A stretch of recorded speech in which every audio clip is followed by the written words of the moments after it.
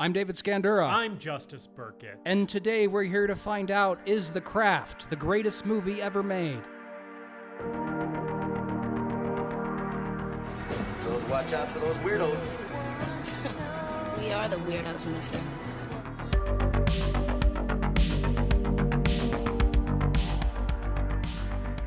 Welcome to The Greatest Movie Ever Made, the show where we watch a movie and tell you if it's the greatest movie ever made. Light as a feather, stiff as a board. Light as a feather, stiff as a board. Light as a feather, stiff as a board. A movie that is so thoroughly entertaining and compelling that while you're watching it, it's the only thing that matters in the world. I'm David Scandura, joined as always by my co-host and local chapter president of the Skeet Ulrich, Neve Campbell, and Lily Gladstone fan clubs. Yes. God damn it, man. I mean, I like Emma Stone. All right, this is dating this episode. The Oscars were literally yesterday. We're just fully placing this at a specific point in time. Man, I'm still so steamed. How fucking dare they? Yeah. I like Emma Stone fine. I'm not mad at Emma Stone. It's not her fault that she won an Oscar. But also, what the fuck are the Academy voters thinking? Okay, but she couldn't believe it either. Yeah, no, it's true. Like Yeah. her reaction, she looked like she's about to throw up. Yeah, she did. We usually get in and introduce our guest right away, and since she's already spoken, we should probably tell people who that is. Yeah. We have a guest for the first time in a long time. Yeah. Joining us is friend of the show, Audrey Young. Also, sorry, I talked over your hi. Our first in-person guest is what I was going to say. Nice, yeah. Yeah. So, Audrey, it is better that you should rush upon this blade than enter the pod circle with fear in your heart. How do you enter? So excited. Sounds good to me.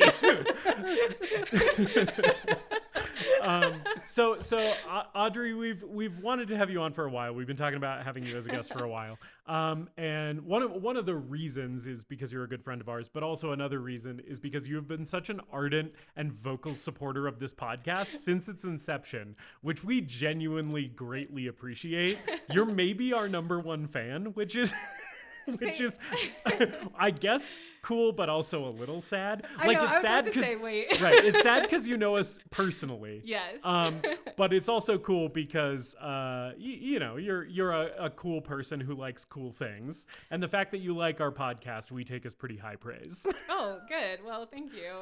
I will be honest, I have not listened to the Dune episodes because I have not watched either Dune. I think that's fair, and we always tell people, you don't need to have seen the movie to listen to our episode on it, because we break everything down, but it's but that is something that I actually want to watch, which is why I have not so watch listened. it and then revisit our episodes after. Our Dune episodes are 6 hours of us just being gigantic nerds. That is the other thing too, is I looked at that timestamp and I said, not today, baby, and I had to move on. Yeah, you might have to break those ones up into segments. How are you doing, Audrey? And do you have any media recommendations before we get into the movie today? I'm doing pretty good. Nothing too exciting happening in life. My only media recommendation right now, well, I guess I have two, is All of Us Strangers. Have you guys heard of that? I've heard of it, yeah. Okay. I've heard of it, yeah. Yeah, well, it's now streaming, and it's pretty good. It has Paul Mescal and Andrew Scott in it, and it's kind of like a ghost story and a love story in one. Hell yeah. Yeah, so I definitely recommend that. And then if you go to YouTube, you can listen to an Ethel Cain and Robin mashup, and I highly suggest listening to that. Hell yeah. David, how are you doing, my friend? I've had a weird 24 hours. Yeah? So we watched the Oscars last night, and then I got home, and my toilet was leaking out of the base and was basically unusable. No. So you know those things called flushable wipes? Yes. Apparently, them bitches ain't flushable. This is what I've heard. Yeah. This is what I've heard about flushable wipes. I think someone should change the fucking name to non-flushable wipes. It seems like Damn. It seems like everything should be okay now. We'll see. I'll just have to be better about where I put those. You know what would solve that problem for you? You know what I'm going to say. I know what you're going to say. Bidet. Yeah. You got to get a bidet, brother. Yeah. You got to bidet it up. You got to get that jet of water. You got to shoot it right on your butthole. No flushable wipes needed, my friend. Sorry. Apologies to our guest. I'm sitting here mouth agape. I did house it though for someone who had a bidet and it was like a warmed seat and everything, and it was life changing. Yes. No, this is what I'm saying. Yeah. We don't have the heated ones. We need to get the heated ones in our house. We just have like regular, like it's just like water from the pipes or whatever. But even just with that, it's like anytime I travel, I get so mad because I'm like, they don't have a fucking bidet. It ruins my life every time I go somewhere that's not my house. Anyway, that's probably enough on that topic.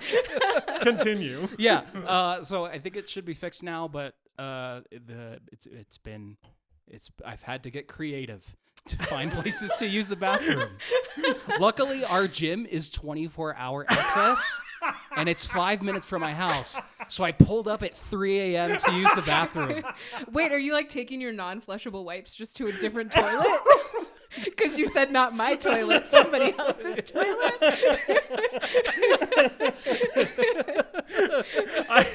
I'm like the Unabomber, but with wipes. I love the idea of David pulling up to the gym at like 3:30 a.m. with his gym bag full of like gym equipment, because maybe he'll hit some lifts while he's here anyway, and then his flushable wipes are in there too. Someone was there, which was shit. fucked up. Wow. I don't Also wanna... to use the bathroom. No, they were deadlifting, and I was like, I don't want to know what kind of person deadlifts at 3 a.m. at a public gym. That's insane on like a Monday morning, like a Sunday night into a Monday Jesus morning. Fucking Christ.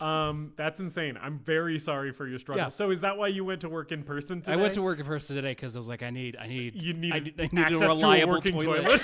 And then I also went to the dentist today and got a very, very deep dental cleaning, so they had to numb half of my face, which is a wild sensation. Did you hit up that toilet too while you were there? I did. Got the first thing I got there. I was like, well, thanks for having me checked in. Where is your facilities? They're like, your appointment isn't for another hour, and you said, I know.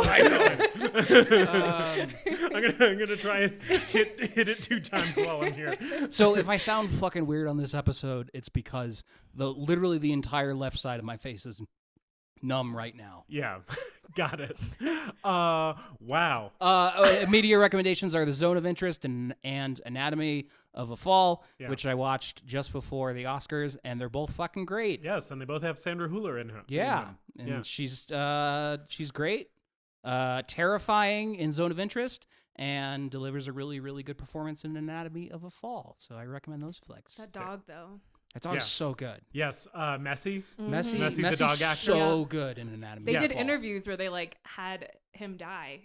Yeah. And like he's good. Yeah. Best actor I've seen. I think there should be an animal acting category at the Oscars. I think they should give out an Oscar for best animal actor. Well, yeah, last year because like the donkey. Yeah. Like give them their flowers. There's some great animal performances in cinema. Like one of our favorite movies, The Thing, has an all-timer dog acting performance. I love the cat that plays Jonesy in Alien. Yes.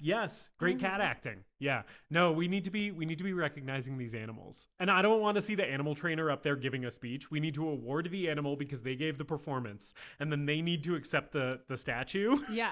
And we need to give them time for whatever their equivalent of a speech is. That's what I would like to see at the Oscars. Justus, how are you doing? I'm doing well. I am busy and stressed, which seems like just the absolute norm for me lately. But I'm good. I'm existing through it with a smile mostly. But I'm doing good, and I have nothing to recommend. That's me. Cool. Yeah. So we're talking about The Craft. Yes. From 1996, directed by Andrew Fleming. Audrey, you brought us this movie. Yes. We've both seen it before. Yes. Yeah. What's your relationship with it? So I feel like the first time I saw it, it was probably just on TV, and I got a very condensed, not full version of it. And then I went back and watched it, and now it's something that I watch like at least 3 or 4 times a year. Hell yeah. When I like need a little like female empowerment with like a side of crazy. Yeah. So like you and I are both we've talked about this as friends before. We both gravitate very heavily toward and have like a huge affinity toward a specific type of movie, which is like the mid to late 90s / early aughts teen horror movie, Yeah, right? that's where I thrive. Yes, that's very much my shit as well. David, I don't think it's necessarily as much because you'd watch Scream for the first time like last year. Right? Yes. Yeah. Yeah, I watched all the Scream movies for the first time last year. Yeah. And I love Scream.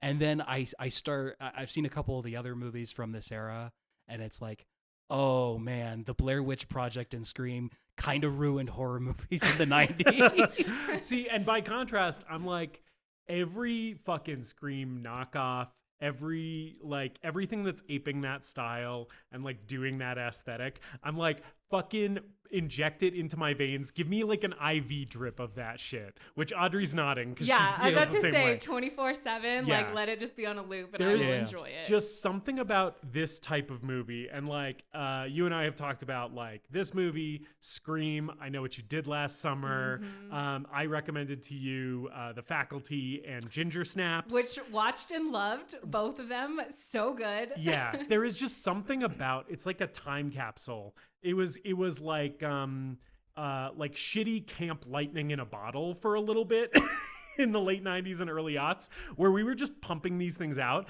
and I was like, even when they're bad, I enjoy the hell out of these things so much. So I'm excited that we're finally talking about a movie of this type, and I think you're the perfect guest to have on for it. So I'm jazzed to get into one of these, and The Craft is one of my favorites of this type. Like the ones that I just listed, The Craft is like up there. It's no Scream, which by the way, This did come out the same like before Scream, I Yes. think. So it's like around the same time. Yeah. Yes, the same year. They were both 1996. Yep. And weirdly, Neve Campbell and Skeet Ulrich are in both.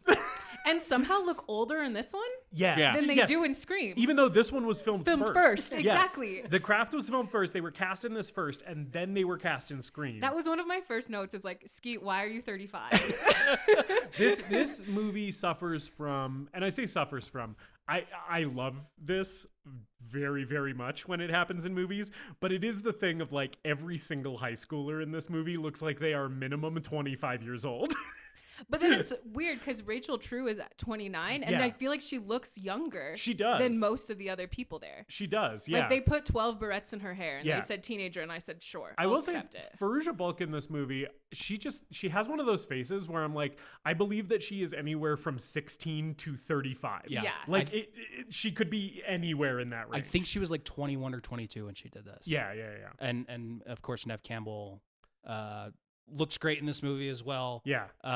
Which, by the way, it's such a funny thing that they do with her character. Yeah. Because she looks the way 1996 Neve Campbell looks, and then her whole thing is that she's so hideous.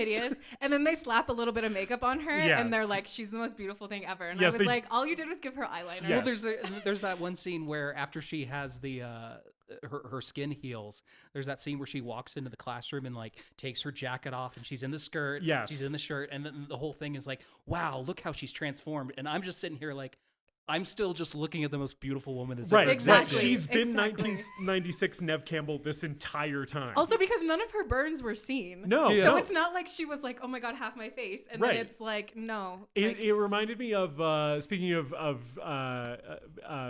people who have been disfigured by burns. it reminded me of the Gerard Butler Phantom of the Opera, right? Where it's like he's like this gorgeous hunk in this mask, and then he takes the mask off and he has like a tiny amount of scarification on his face, and it's like, you still look like Gerard Butler. What is your fucking problem? yeah, children on the street are screaming. They're like, no. Right. He's like, I'm so hideous. And it's like, fuck off. You look better than I do. Anyway. Okay. So this movie, The Craft, it opens with like a little witchcraft montage, sort of. And we flash through the four elements, ending in a hilarious CGI explosion. And then cool ass title card font just Great flies from the screen, The Craft, right? And let me tell you, I watched this on a standard definition DVD copy, a gorgeous standard def DVD.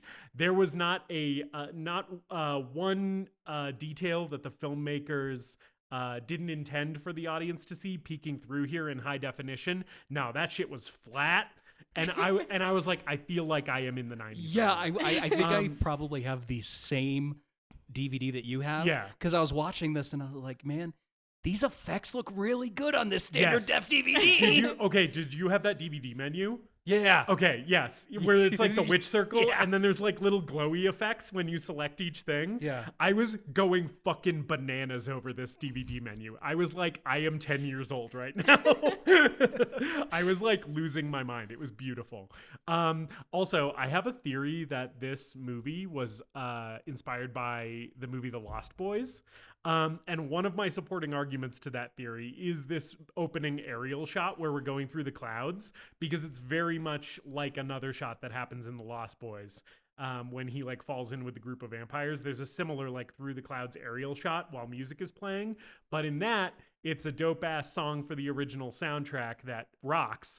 And in this, it is the worst fucking garage rock shit I have ever heard in my life. It's a Beatles cover. It sucks so It's a bad. cover of Tomorrow Never Knows, which is one of their more like psychedelic songs. Should we just? I think we should just talk about the music Yes. because this music really sets the tone. Yes. How do we feel about the music in this movie? Other than this first song, it was a trip down memory lane for me and I enjoyed it greatly. This first one was a little bit too much. And I was like, it's 90s overload. And Yeah. we have gone from enjoyable territory into I want to turn this off.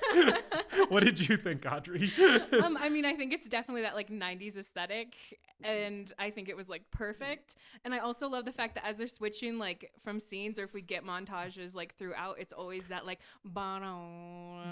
like sound, because I'm like, yeah, like that's what I want. It reminded me a lot of you're a Buffy the Vampire Slayer enjoyer, right? Yep. Yeah. It reminded me a lot of like Buffy music. Yep. Right? Like where it's just like, okay, we got someone who can noodle around on the guitar well enough, right? We put on a little bit of distortion and they're just kind of wailing a little bit. Yep, and this Yeah. is our this is our like scene change track. Right. Yeah. Yeah, there is one needle drop that I really like in this movie. I'll call it out when we get to it. Okay. But otherwise, this is the most 90s soundtrack that is ever 90s ever. And it's like I don't hate it, but I'm like, man, what a time. Yes, it is. It definitely plants you in a this movie is exactly 1996. Yeah, you can't leave it. In a But it's way- also like the fashion too. Yeah. Oh, for sure. Okay. While we're on the fashion, we haven't actually met the character yet, but I'm just going to call it out now while we're talking about it. Skeet Ulrich's fits in this movie are fucking insane. He is always wearing like a 6XL like polo or button down with like a solid color long sleeve tee underneath it, and then like a windbreaker or hoodie that is like 2 sizes smaller than the shirt that is underneath it, and then huge pants that are going down to like below his shoes. And I'm like, this man is fucking, the drip on him is insane. I was like, simultaneously, I was like, if I dressed like this, people would throw rotten vegetables at me in the street. But he's pulling it off because he's Skeet Ulrich, and he just like, he's got there's something about him that allows him to pull off a look like this. I don't understand what it is. Yeah, plus like the backwards baseball cap at like the party. Yeah. And we didn't really see that anywhere else until that party. And then I was like, oh yeah, yeah, there it is. Yeah. No, the fashion overall is insane, but like Skeet, to me, anytime he was on screen, I was like, what the fuck is happening right now? Like, I'm obsessed with it, but what is happening? Yeah, anyway. Did you have more to say about the fashion? I mean, I think just like all the girls, they Yeah. look so good. That Yeah, like yeah. aesthetic, that like goth 90s aesthetic looks good. And then the way that they're able to make it individual, it's not like we're seeing them each in the same outfit. Like you can tell like their personal styles through it. I loved it. And the way they blend the goth aesthetic with the Catholic schoolgirl aesthetic Right. Yep. is fantastic. Yeah, it's great. There is a thing, I watched not the commentary, I watched the making of featurette on the DVD, and they did talk about how the further they get into the movie and like the more powerful the witches get, they actually made their skirts shorter and shorter. Really? Yes. Oh, that's something I didn't recognize. Yeah. But yeah. Yeah, I didn't notice it while I was watching the movie, but they mentioned it in the making of featurette, and I was like, all right, that tracks. Because as much as this is a female empowerment movie, as you mentioned, Audrey, it is worth pointing out that this was directed and written by men. Oh Oh, yeah. And that comes through in, decisions like the skirts getting shorter and shorter, and also like maybe some of the narrative stuff that we'll talk about. Yeah, and there's definitely like some problematic aspects to this movie. Yeah, for sure. But anyway, so like we're introduced to after the Lost Boys cloud shot ends, we're introduced to our main character, which is Sarah, right? And she's played by Robin Tunney. I don't know how it's pronounced. And she's like moving into a new house with her family. She's moved from San Francisco to Los Angeles. And it's your classic horror movie setup. We are moving into a creepy old mansion and like fixing it up and like the roof's leaking and shit, which they don't really do anything with this. Yeah, the mansion still looks like shit at the end of the movie. Right. yeah. And they just have like really nice clay pots like collecting this water. Yeah. And I'm just like, are we just taking that out and dumping it out? Because like we see no workers. They're just, No one comes to fix this home. It's apparently fully a DIY job. Or I guess they're not really doing any work on it. They're just like, the clay pot is the solution. Yeah. We'll just live with this for a while. It's still an aesthetic. Yeah. And we see a shot of a framed picture that Sarah puts on like her nightstand as she's moving in, which is of a woman which is very clearly a dead mom. Like immediately when you're watching this for the first time, you're like, that's a dead mom. So this is a dad and stepmom situation, right? Who she's moved in with. And then a guy shows up with a snake. Justus! Yes. I've just gotten something across my desk here. Yes. What is it, David? It's time for a disgusting shit people watch news bulletin. Oh, shit.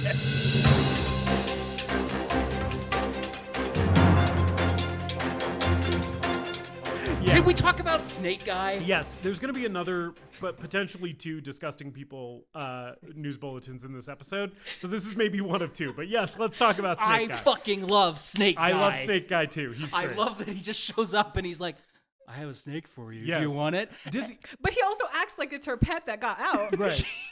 Like, Yeah. Does he say it's a mouse in this first scene? I didn't have the subtitles on initially, and I thought he was holding it up and being like, don't worry, it's just a mouse. And I was like, that is clearly a snake.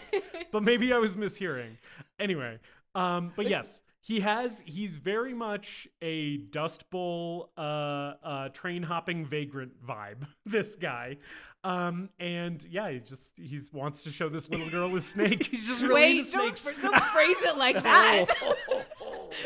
Okay, but should I not phrase it that way? Because later on in this movie, he literally comes up to a high school girl and says, I have to talk to you. I had a dream about you. Which Audrey, as the woman on this podcast record, if a man holding a snake approached you on the sidewalk at night and said, I need to talk to you, I had a dream about you. He does say that he had a dream about her dying, which Oh, is even okay, that's maybe scarier. scarier. Yeah. Because if you just had a random dream about me, I'd be like, weird, but okay. But to say like I had a dream about you and you died, I'd be like, oh. It's the Hellraiser thing where Right. there's just a homeless, unhoused person in this movie just to be creepy and weird, Right. apropos of nothing. And sort of like in Prince of Darkness, he seems to have some kind of innate connection to the supernatural, which like that's like problematic in a way that we're like being like unhoused people who maybe have like untreated mental illness are just like susceptible to spirits or whatever. I'm not sure I totally love what that is implying. However, this character in this performance is very fun. Yeah, I do love him. I love that he's into snakes, and when he gets hit by the car. Oh man, we will talk about it. That's a beautiful sequence. Let's put a pin in that because I have a lot to say. This has been your disgusting shit people watch news bulletin. Now back to the show. One of 2.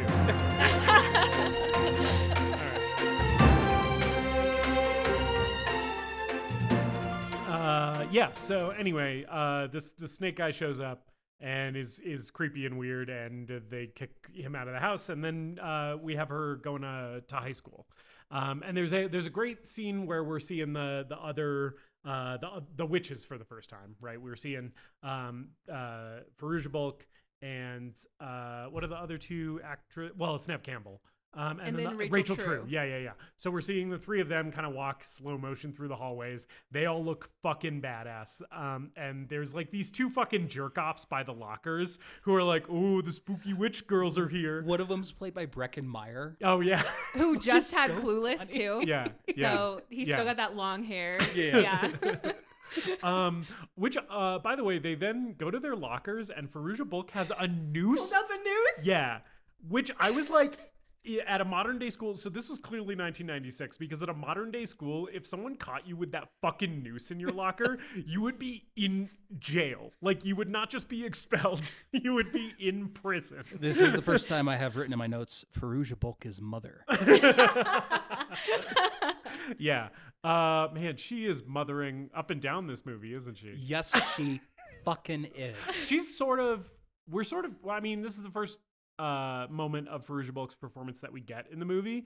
But just kind of throughout, like, she's the best part of this movie, right? Oh, Oh, absolutely. without a doubt. Yeah, And yeah, like yeah. watching her become more jealous and crazed Yes. is like one of the best things. The more this movie gives Fairuza Balk to do, the better it gets. Mm-hmm. You know? Like, the less we're focusing on Sarah and the more we're focusing on Fairuza Balk, I'm like happier and happier, which I think the balance of that in this movie is pretty good. Mm-hmm. Because here's my other question for you. Is Robin Tunney good in this movie, or is she bad? I think she's fine. I think she showed up to do what she had to do, Okay. which is play that kind of like Mary Jane, All right. like not as cool character. I was watching this movie and I was like, I can't tell if I like this performance or not for most of it. And then towards the end, I was like, I think I don't. I think it's...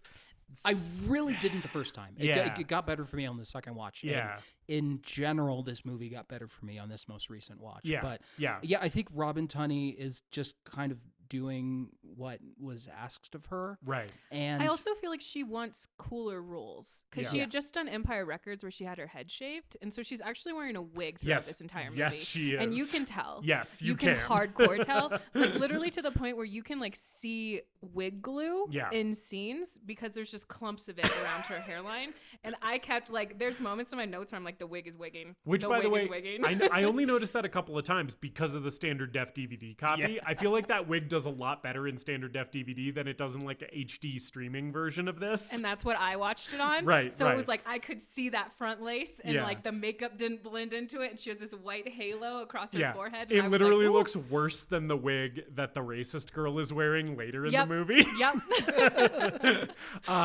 But yeah. So Fairuza Balk, she fucking rocks so hard in this. yeah, and to say a little bit more here, I think she kind of outshines everyone in this movie. So it's Yeah, like it's I not agree. just Robin Tunney. I think Right. obviously like Skeet's great. Yeah. Neve Campbell's great. Rachel True, I think we'll talk about her character a little bit more. I think she does the best with what she's given. Yes. But Fairuza Balk is just on another level. Yeah. Like she is delivering a masterclass performance in this. Yeah. Agreed. It also feels like she understood what she was meant to do when she got there. You know how like when sometimes you watch a campy movie and Yeah. it's like, oh, these people don't realize that they're in a campy movie. Right. She knew what she was doing. Yeah. And also I was watching, like I said, the behind the scenes making of featurette on my DVD copy. And Fairuza Balk also is on there talking about how she was like a practicing Wiccan when they filmed this movie. And she bought like a witchcraft store. Yeah. And so she was basically like, they had like an on-set witchcraft consultant who was like telling them how to do all the rituals and stuff. But Fairuza Balk was kind of like the second witchcraft expert on the movie. And I was like, that's fucking badass. It's cool that she like also just like had all this knowledge. And it seemed like she was really passionate about the project because she was personally really interested, which I think comes through in her performance. Like it seems like she's really invested in this thing, which, you know, rocks. It's great. Anyway, then we go to a French class. Jeez, we have to listen to the language of the degenerates. Yes. There's this part where Neve Campbell sees Sarah balance her pencil on the point of it without touching it, and that's where Neve Campbell starts getting the notion that Sarah has, witchcraft abilities. She has supernatural powers, and it's probably because Dune is still on my mind. But I wrote in my notes, Lisa Nalgaib. Lisa Nalgaib. Audrey doesn't get that because she hasn't seen Dune yet. Yeah. I feel like I've seen it on TikTok and I still don't understand. she's the Kwisatz Haderach. And in this this French class where she's balancing the pencil, she's also kind of making goo eyes at Skeet here. This is kind of the beginning of their little like flirtation. Just in general, Skeet rocks in this movie. Yeah. We're big fans of Skeet Ulrich. I think all three of us. Yes. Yeah, we're big Skeet heads. We're members of Is teams. that what they're called? No, we're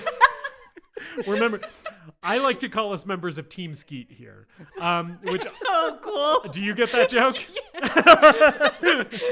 Great. I didn't know if you would or not. But yes, we're on Team Skeet. All three of us. On the record, Audrey Young, David Scandura, and Justus Burkett are all on Team Skeet. Listeners, if you don't get that joke, Google it. It's great that this and Scream, he's both playing like little creeps, but just goes in two totally different directions with them in each movie. It's Yes. those eyes. He Yes. has those crazy eyes, and it's just like, It's so funny because the first time I ever saw him was the first time I watched Scream. And the first time I watched Scream, I loved the movie. I didn't like him the first time. And then the more I watched it, the more I was like, I was not giving this performance enough credit, and I'm not giving this guy enough credit. And sort of what turned it around is actually like between my first couple viewings of Scream and then my latter ones, I watched Riverdale. And he's where's the exit? he's Jughead's dad. He's the fucking the kid from Sweet Life of Zack and You Cody were or looking at whatever. two people who I think the have not twin watched kid- this show. What's his name? He's one of those twins. They were Oh, Cole Sprouse. yes, Dylan Cole Sprouse. Yeah, One yeah, of those. Yeah. Or Okay.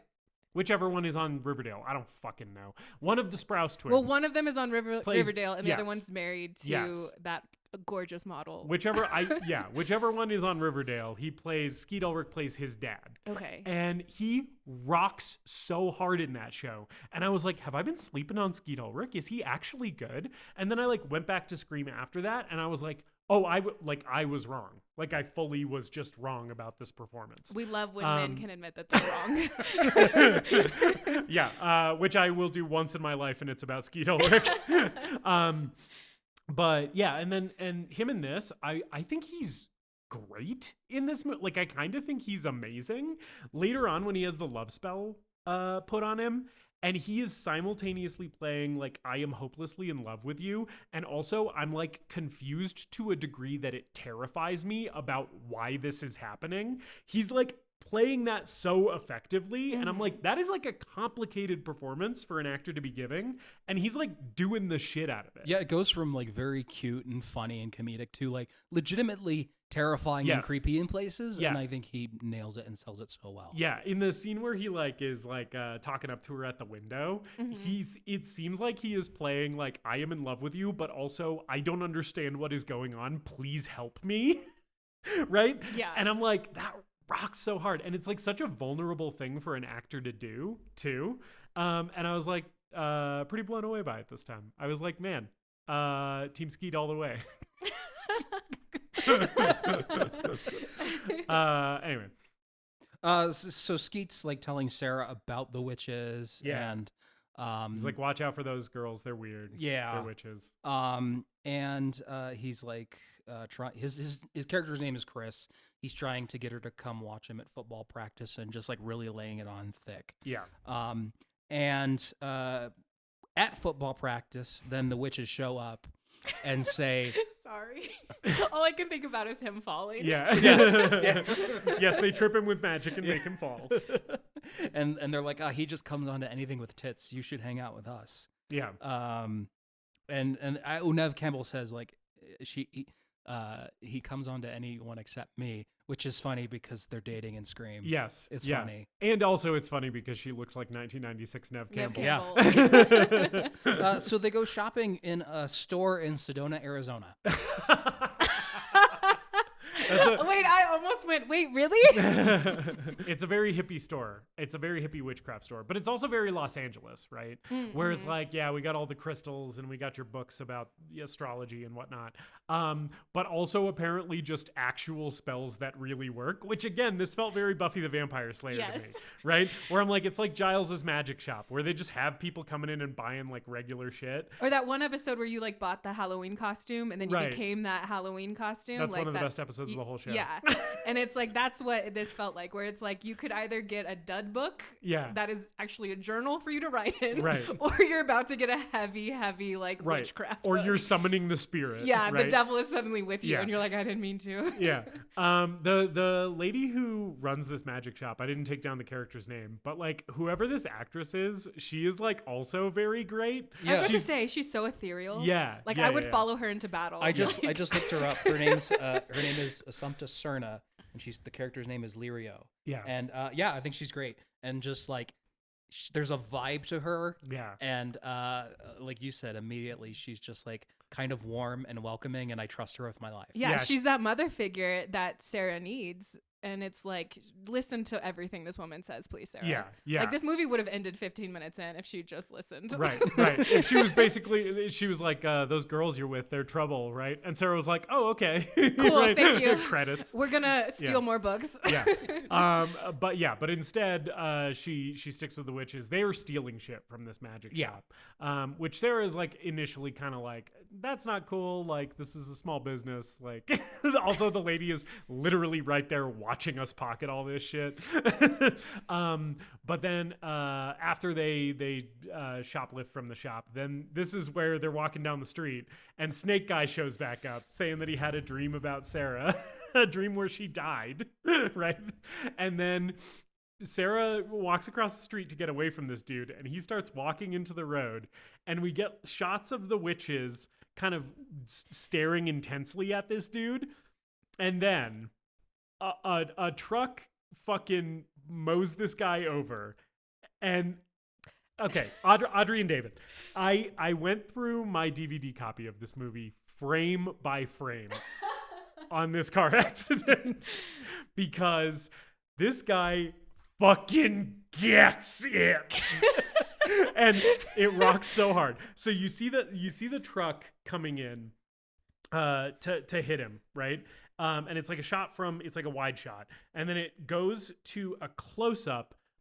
In the wide shot, the truck looks like it's yellow. Like the body of the truck looks like it's painted yellow. And then you get a shot through the windshield over the hood of it, like hitting the guy and him going under. And from the shot through the windshield, you can see that despite the body of this truck being yellow, it has a custom flame decal on the hood. So it's like the yellow is the flames, but the hood is black, and there is like a custom yellow flame decal across the hood, which I thought was a very nice touch. If you're gonna run over a snake guy, yes, just do it in a truck with flames on with it. With a flame decal, yes. My guess, based on the paint job of this truck, is that this is not this man's first vehicular manslaughter. And he's got little tally marks on the side of the truck. We got another one. They haven't caught me yet. But then the homeless guy goes under the truck. He went under the wheels. But he goes like, you see his body bounce. Yes. Okay. This dummy gets fucking wrecked. First of all, this fantastic dummy. Yes, fantastic. Oscar to the dummy. Fantastic in that it looks like absolute dog shit. It Yeah, is of course. very clearly a dummy. Like little great dummies too. There are Halloween decorations that look more believable than this dummy. It looks so fake. And yes, so it bounces right under the truck, and then a tire, I know this for a fact because I went frame by frame. A tire fully goes over its head. Its head gets run over, and then it bounces out the other side of the truck. And there is no reason that a teen horror adjacent, not even really horror movie, like horror adjacent kind of teen drama about witches had to go this fucking hard with this kill. And I am so glad it did, because this is 10 out of 10 perfect scene, absolutely no notes. Like, Well, the great thing too is that they like show him and he looks fine. yes. Yeah. There's like some stunt guy just somersaulting across the pavement. And like it's people are running up to him, no head squish, nothing. Like he's alive. Right. We saw a tire go over this man's head and he's like fully intact. Yes. But apparently also dead. Dead. I know, I did write presumably dead ? Yes. Which like maybe confirmed dead in the next scene, because they're all talking about how they just killed a guy. Yeah. So yeah, all the witches kind of run away and they go and hang out at a couch in a park. LA, Yeah. baby. I guess we just do that in LA. I just like wish we'd maybe seen like the 3 girls by themselves there first to establish that that's a place that they hang out at. And that's always my thought watching this is, where are we running? Yeah. Where is this? Because she knows how to get there too. Right, yeah. So I'm like, how did you come here? But they're all like all of the 3 other witches other than Sarah are like all really excited that they made this truck hit this guy. They're like, we made that happen. We fucking killed that guy. We all thought about it and then it happened. And they're basically like, that this is because we have completed our coven, because we found our 4th. Right. And Sarah's like, what the fuck are you guys talking about? This is the first scene where one of the strongest things for this movie really comes through for me, which is the dynamic between these 4 actresses. I think that these 4 actresses have really excellent on-screen chemistry together. I don't think there's really a weak link among them in the chemistry, even though I'm not like super enamored with Robin Tunney's performance. Right. I think she plays well off the other girls, and they are like very believably like a group of friends. I think there's maybe a pitfall for me later on in the movie when we have to have conflict enter that. Mm-hmm. I feel like they work better when they're friends than when they have to be enemies later, with the exception of Fairuza Balk, who I think plays that immaculately. But I just wanted to call it out here because this is kind of the first time I started noticing that on this watch, where I was like, man, the chemistry between these actresses is good. Yeah, I think any of the scenes where they're doing a ritual in general are some of the better scenes in the movie. Yeah. Also because I don't know anything about witchcraft or Wiccanism or anything like that, but the way that witchcraft is depicted feels realistic. They're treating it seriously. They're not acting like it's weird or strange or funny or anything. And so they worship an entity called Manon. Yeah. And I like the way that they describe him, where they talk about like he's in the air, he's in the trees, he's in the wind. Yeah. And then I also thought it kind of sounds like Yoda talking about the Force in Empire. Yeah. I like the metaphor that they use where it's like, if God and the devil were playing football, Manon would be the field that they're playing on and the sun that's shining down on him. I was like, I could imagine myself taking like 4 indica gummies and being like, yeah, man. Totally. Right. You're suddenly sitting on those dirty couches with him in the middle of nowhere. I'm like, they're onto something here. But yeah, like I like all that shit too. And I like that it's not like, they're not like devil worshipping witches. They're not like Satanist witches. It's more in line with what actual like Wicca is, right? Which is nature worship, Yeah, which like they the call out in the elements. movie. Yeah. And I think that that's fun and cool. And each one of them also represents one of the 4 elements, which I think is fun. Like Sarah is earth. What's Rachel True's character name? Rochelle. Yeah, Rochelle is water, and she's on the swim team, right? Neve Campbell is air. And then Fairuza Balk is fire, right? Which I think they do a pretty good job of delineating in the movie, even though they never actually say it, which I think is pretty dope. Like it's fun that they like tie those things to those characters and kind of like explore them a little bit in their like characterization, right? Because like Sarah's the more grounded one, Fairuza Balk is like the fiery, like emotional one. You know, it works well enough. So yeah. So this is the start of Sarah being initiated into the coven. Yeah. And she starts hanging out with Skeet Ulrich more. And then she goes back to school the next day, and Skeet started a rumor that they slept with each other. Right. They have this moment on the like a rooftop, which, by the way, just wanted to call it out. This establishing shot of this rooftop where we're like coming in, it's like a crane shot or something. I think it's a set. I don't think it's a real rooftop. But looks fucking great. Great 90s crane shot of just a set with like a big neon sign that they made or whatever. I was like, hey, fucking practical filmmaking. There's like no CGI buildings in the background or anything. It's just nice to see. But they have this scene on this rooftop where basically like they're flirting, they kiss a little bit, and then he immediately is like, hey, let's go back to my place and fuck. And she's like, I don't think I'm ready for that. And he's like, oh, okay, like whatever. And then, the next day we learn that he apparently was not cool with that. Yeah. And has started a rumor that, that she slept with him and stuff. Yeah. So immediately he is revealed to be a huge piece of shit. Because this is like so early in the movie. And I think that is such an interesting choice to make like the main like guy. He's not even really a love interest because they don't really have a relationship. Right? But he's like the main like teen heartthrob in this movie. It's just like, no, he's immediately revealed to be a piece of shit. And that's just what we continue to know about him for the rest of the movie. It's kind of a fun choice. Yeah. And like the fact that like, you know, we later find out that like that's just who he consistently is. It's not just her that he's like pulled this with. Yeah. And I do like the fact that it's not like, oh, I love you, I don't love you, oh, I love you again. It's like, no, I didn't get what I want, so I'm just a bad person. Yeah. Yeah. And even when because she's still after this is kind of like holding a candle for him to some degree. She's kind of like, I know it's stupid, but I still think he's kind of hot. Which is very normal for girlhood. Well, yeah. And also, I will sit here and say, been there, done that. And also the man looks like a 1996 Skeet Ulrich. I was about to say. Right. So it's like, all right, like even though he was a huge dick to me, like he's still hot, right? Which seems to be more her attitude than like, I am hopelessly in love with him. And the love spell that she eventually does on him seems to be less about like, I want to be with him and more like it's revenge for him spreading this rumor, which I also think is kind of fun. That it's not like, oh, I'll do this love spell on him and then we'll be happy together. It's like, no, I want him to fucking simp for me because he was spreading rumors about me. And like, this is my revenge, which is fun. Like, I think it's instead of it being the will they or won't they, it's like, no, they won't because this guy is a fucking huge piece of shit. We also get like an F-bomb from her, and I love it. Oh, yeah. Yeah, because she just like says fuck you. Yeah. And I love the fact that like apparently they were really trying to get this like a PG-13 like rating, and so they only kept one in. Yeah. And then it got an R anyway because anything with witchcraft will get an R. Oh, wow. Oh, Yeah. Okay.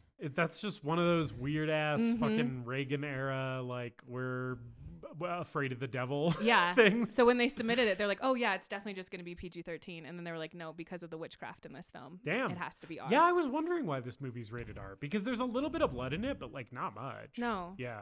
Man, rated R for witchcraft. Yeah. That's dumb as shit. That would change in a few years with Harry Potter, I guess. I guess so. True. I guess they changed their mind once they were like, "Oh, this will make us $2 billion if we make We these market it movies to children." PG." Right? So actually, it's fine. So like, Skeet has shown his true colors here, right? We also have another scene where someone shows their true colors, which is Rachel True's character, Rochelle, is at swim practice, and some girls are like bullying her. They like fuck her up when she's like doing a dive from the diving board, and then they're in the shower rooms afterwards, and this girl says a very creative racial slur directly to her face, and it's insane. Yeah. I was every time I watch this movie, because I know it's coming. I've seen this movie like 4 times at this point. Not as much as Audrey, but more than David.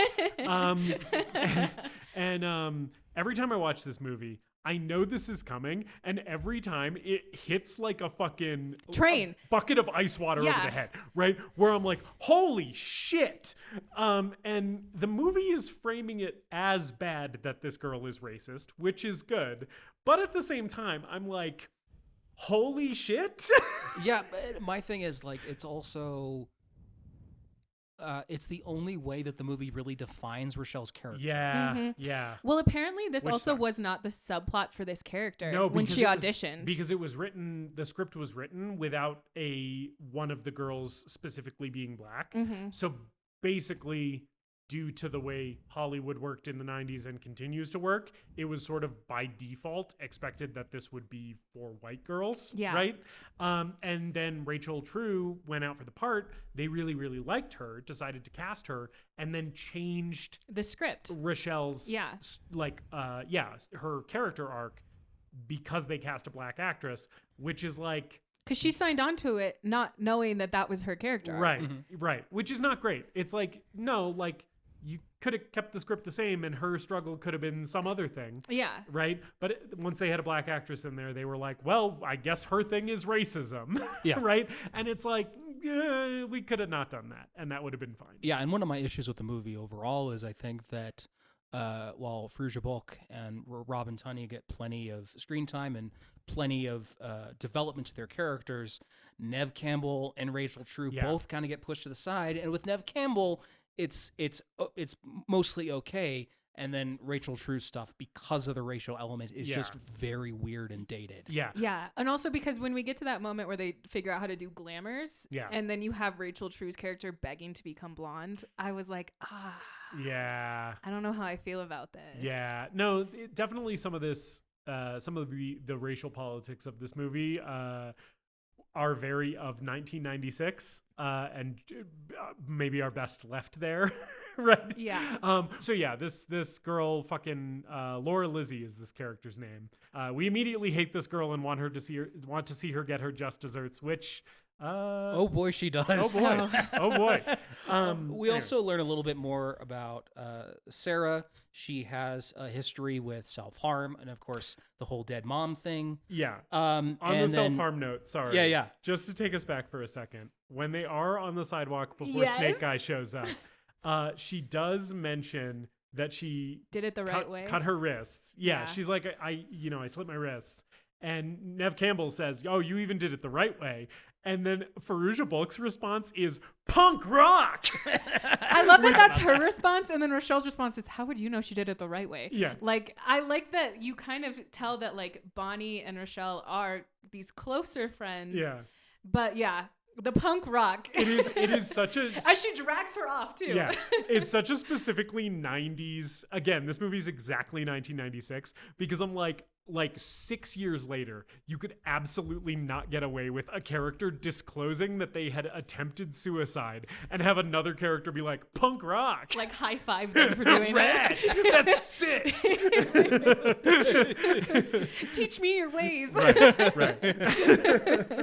But anyway, yes. Yeah. And we also find out that Fairuza Balk has a terrible home life. Okay. And is like sleeping in a shitty trailer with a leaky roof, with an abusive stepfather. Speaking of which, David, we now interrupt this broadcast for your second disgusting shit person news bulletin.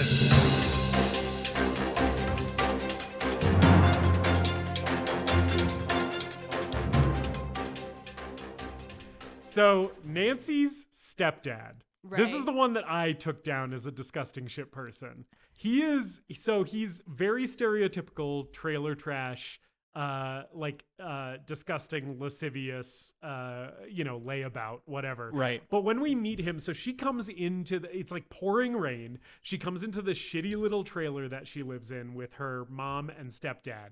And the power has gone out. And he's fucking laying over like the edge of the couch like he was watching TV, but the TV's gone out because the power's out. So he's just kind of like laying over the edge of the sofa with a beer. And she's like yelling at him about the power. Like, oh, go check the fucking thing. And he's like, it's a storm, Grace. It's the connection, Grace. There's something about a deadbeat stepdad that I know it's wrong. Yes. It kind of warms my heart seeing it in the movie. This is a thing we've talked about before where it's like a character like this, like we don't like this man. It's horrifying that this man exists in real life, right? But sometimes in a movie, seeing just a huge sack of shit like this who's just chugging beers and yelling at his family, kind of fun. and I do love here as Fairuza Balk's going into her bedroom, Fairuza Balk's mom, Nancy's mom, is yelling at the stepdad, being like, "What are you good for?" And he's like, "You know what I'm good for." Which, by the way, speaking of him being disgusting and lascivious, later in the movie he is attempting to sexually assault his stepdaughter. She's like wearing like her school uniform, and he's like lifting up her skirt. And being like, oh, I can almost see your underwear in this or whatever. And I'm like, this fucking guy is a human cockroach. He's fucking lower than dirt. And I love to see it. I love to see this filthy, disgusting, pot-bellied freak in this movie. But yeah, so Nancy's home life is not good. It's bad. And yeah. Sorry, that's all I have. Are you gonna end the disgusting sheep people? Oh news? yeah. This has been a disgusting shit people news bulletin. Sorry, I forgot.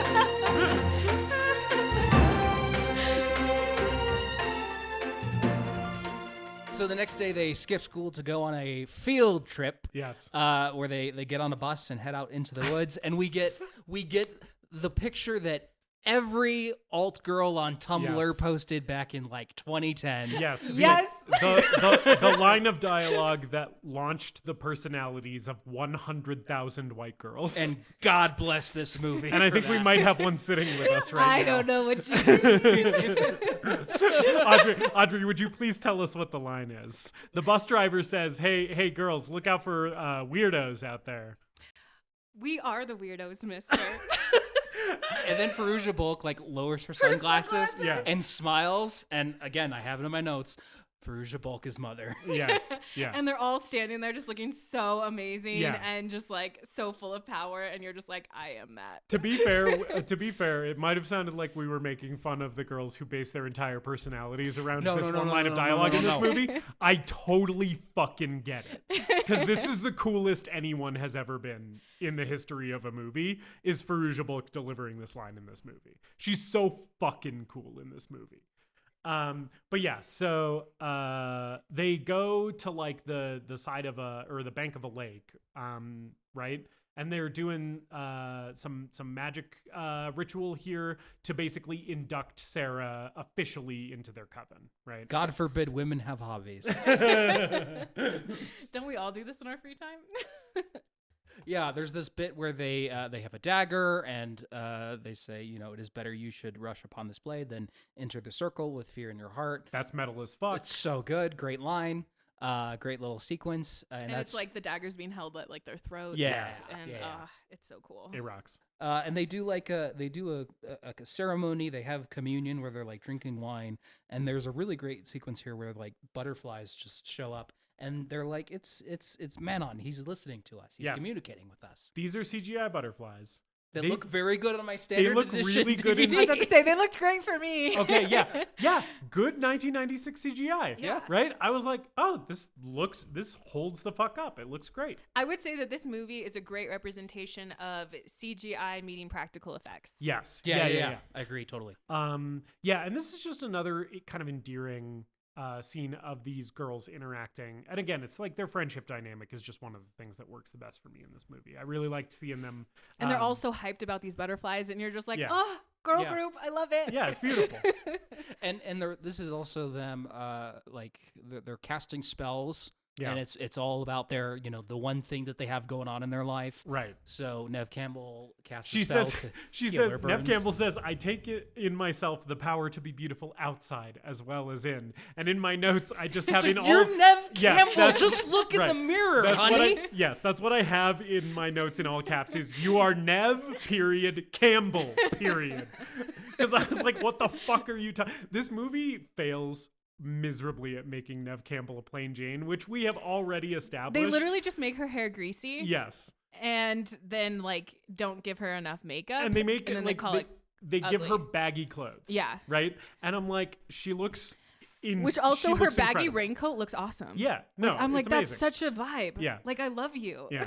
And then so the other girls, Rochelle is basically like, I want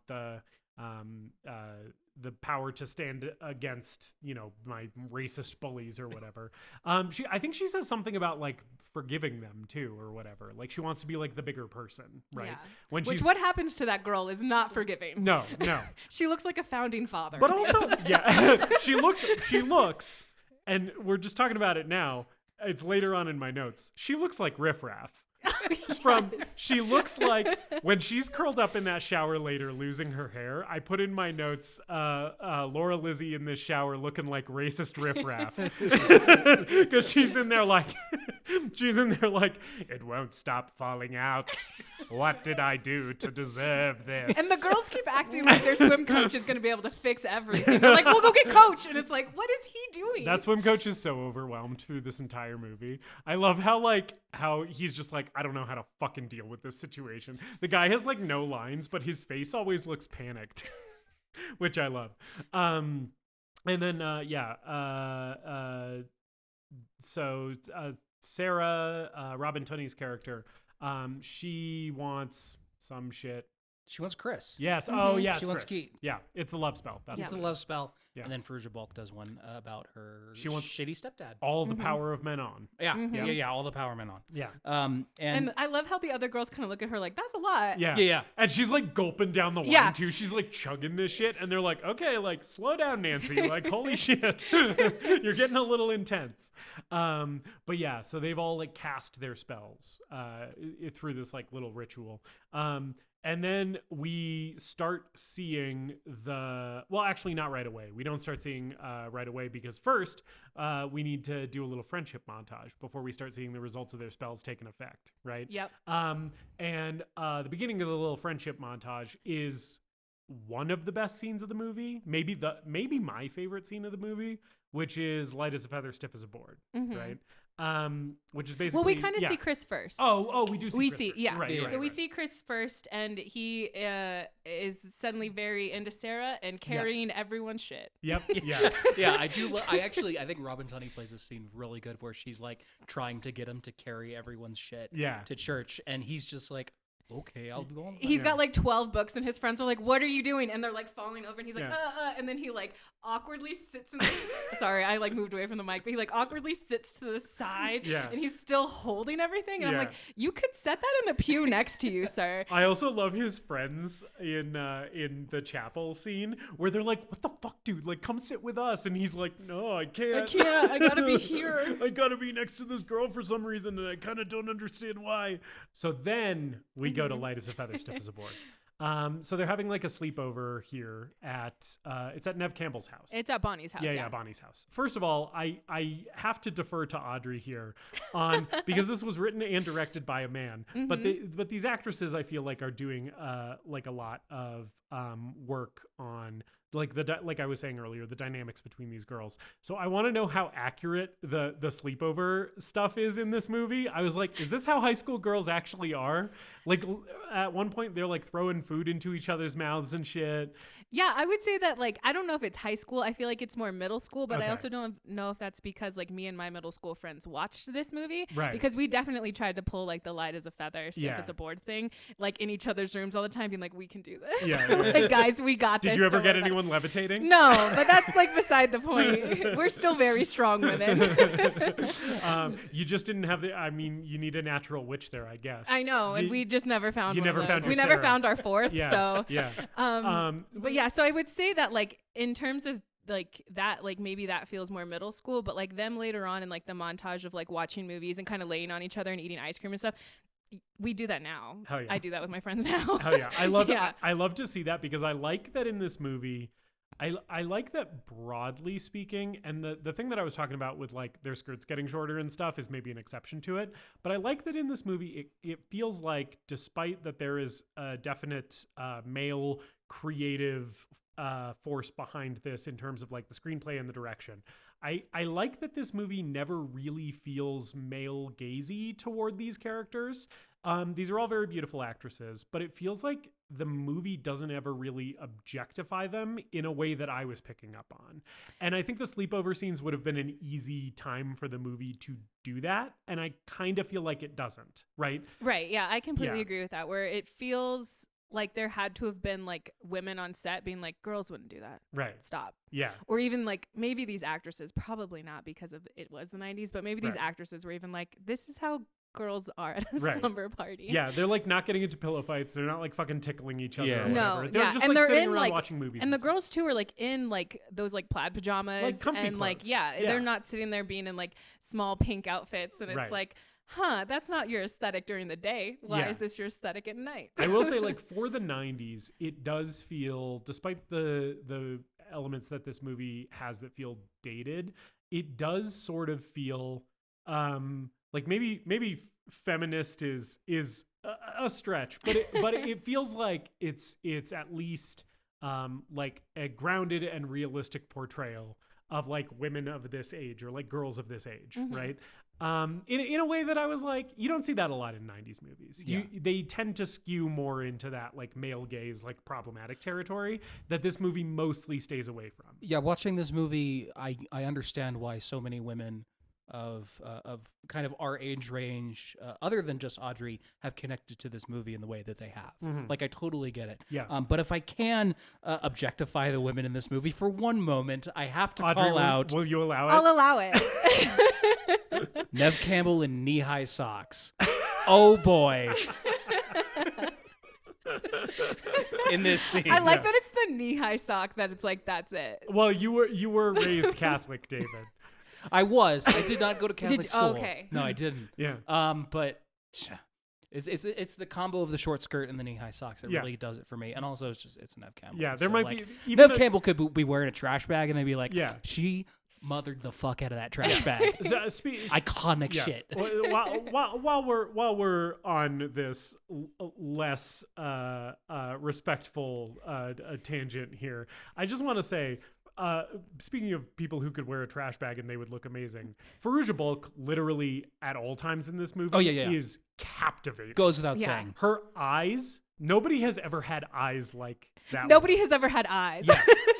nobody should have eyes other than Fairuza Balk, if you ask me. Right? It's just so complimented too with that like chalky black Yeah. like eyeliner and then Yeah. the really bold like kind of black red lip and too. It's she's naturally quite pale, and then later I think they with makeup make her paler and paler, and I was like, I don't know, there's something about this goth aesthetic that's really working for me. and it's crazy too, but as they like make her hair crazier and crazier too, like it works Yeah. so well. Yeah, she can pull off literally any look that is thrown at her in this movie, which is crazy because later on, when she goes to the party in that just full-on witch gown, right? And everybody's like, oh, this fucking freak's here. I'm like, these people should be falling over unconscious at Yeah. the sight of her because nobody has ever looked this good. Yeah. Well, like after that too, that montage of them like kind of eating ice cream and watching TV, it's Yeah. like the next one is them like slow-mo walking through the halls. Yeah. And I'm like, Yeah. I did write like, how did not every man have a crush on these four girls? Right. I did rewind this scene a couple times. I really did. Just like, let me see them walk in slow-mo again for research. David's like, I'm definitely gonna need to talk about this. Maybe Hold I have on. more to say in my notes about this. But in the to go back to the light as a feather, stiff as a board for a second. So like Sarah has it's Sarah's idea where she's like, oh, we used to play this game, light as a feather, stiff as a board. You put like two fingers underneath someone's body. Like one person is lying on the ground, everybody else is around them with like two fingers underneath them, and you all together kind of close your eyes and chant light as a feather, stiff as a board, and visualize that person being light as a feather, right? And you lift them up. And the effect in this scene, so basically they do it with Rochelle. She's the one who's laying. And they all lift her up, and because they're witches, she actually starts levitating. The effect in this scene is so good. It looks incredible, and the way that this scene plays out, where it's like their bond is very strong. They've been kind of messing around and joking around as friends with that really good friend dynamic before this, and then it kind of gets really not somber, but really like sincere here when they're doing this.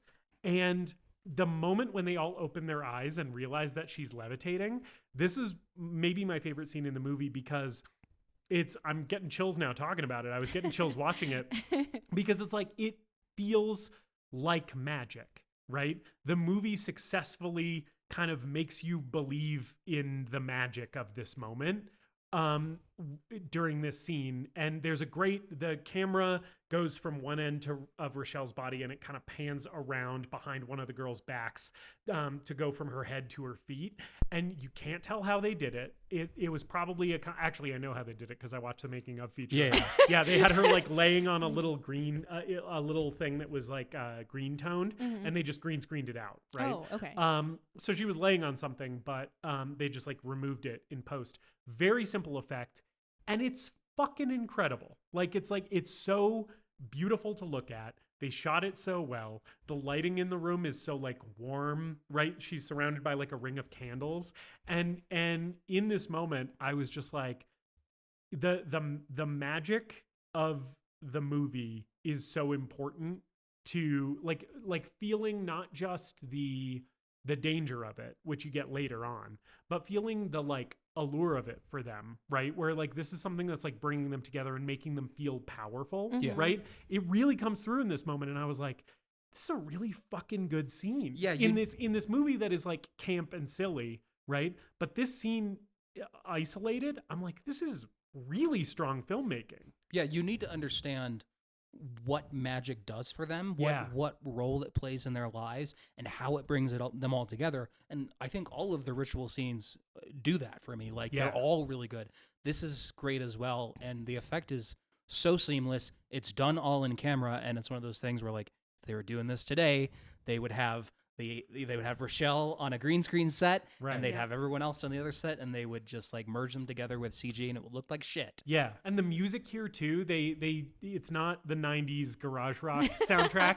They kind of go into like a little bit more like a kind of like lilting magical score here, right?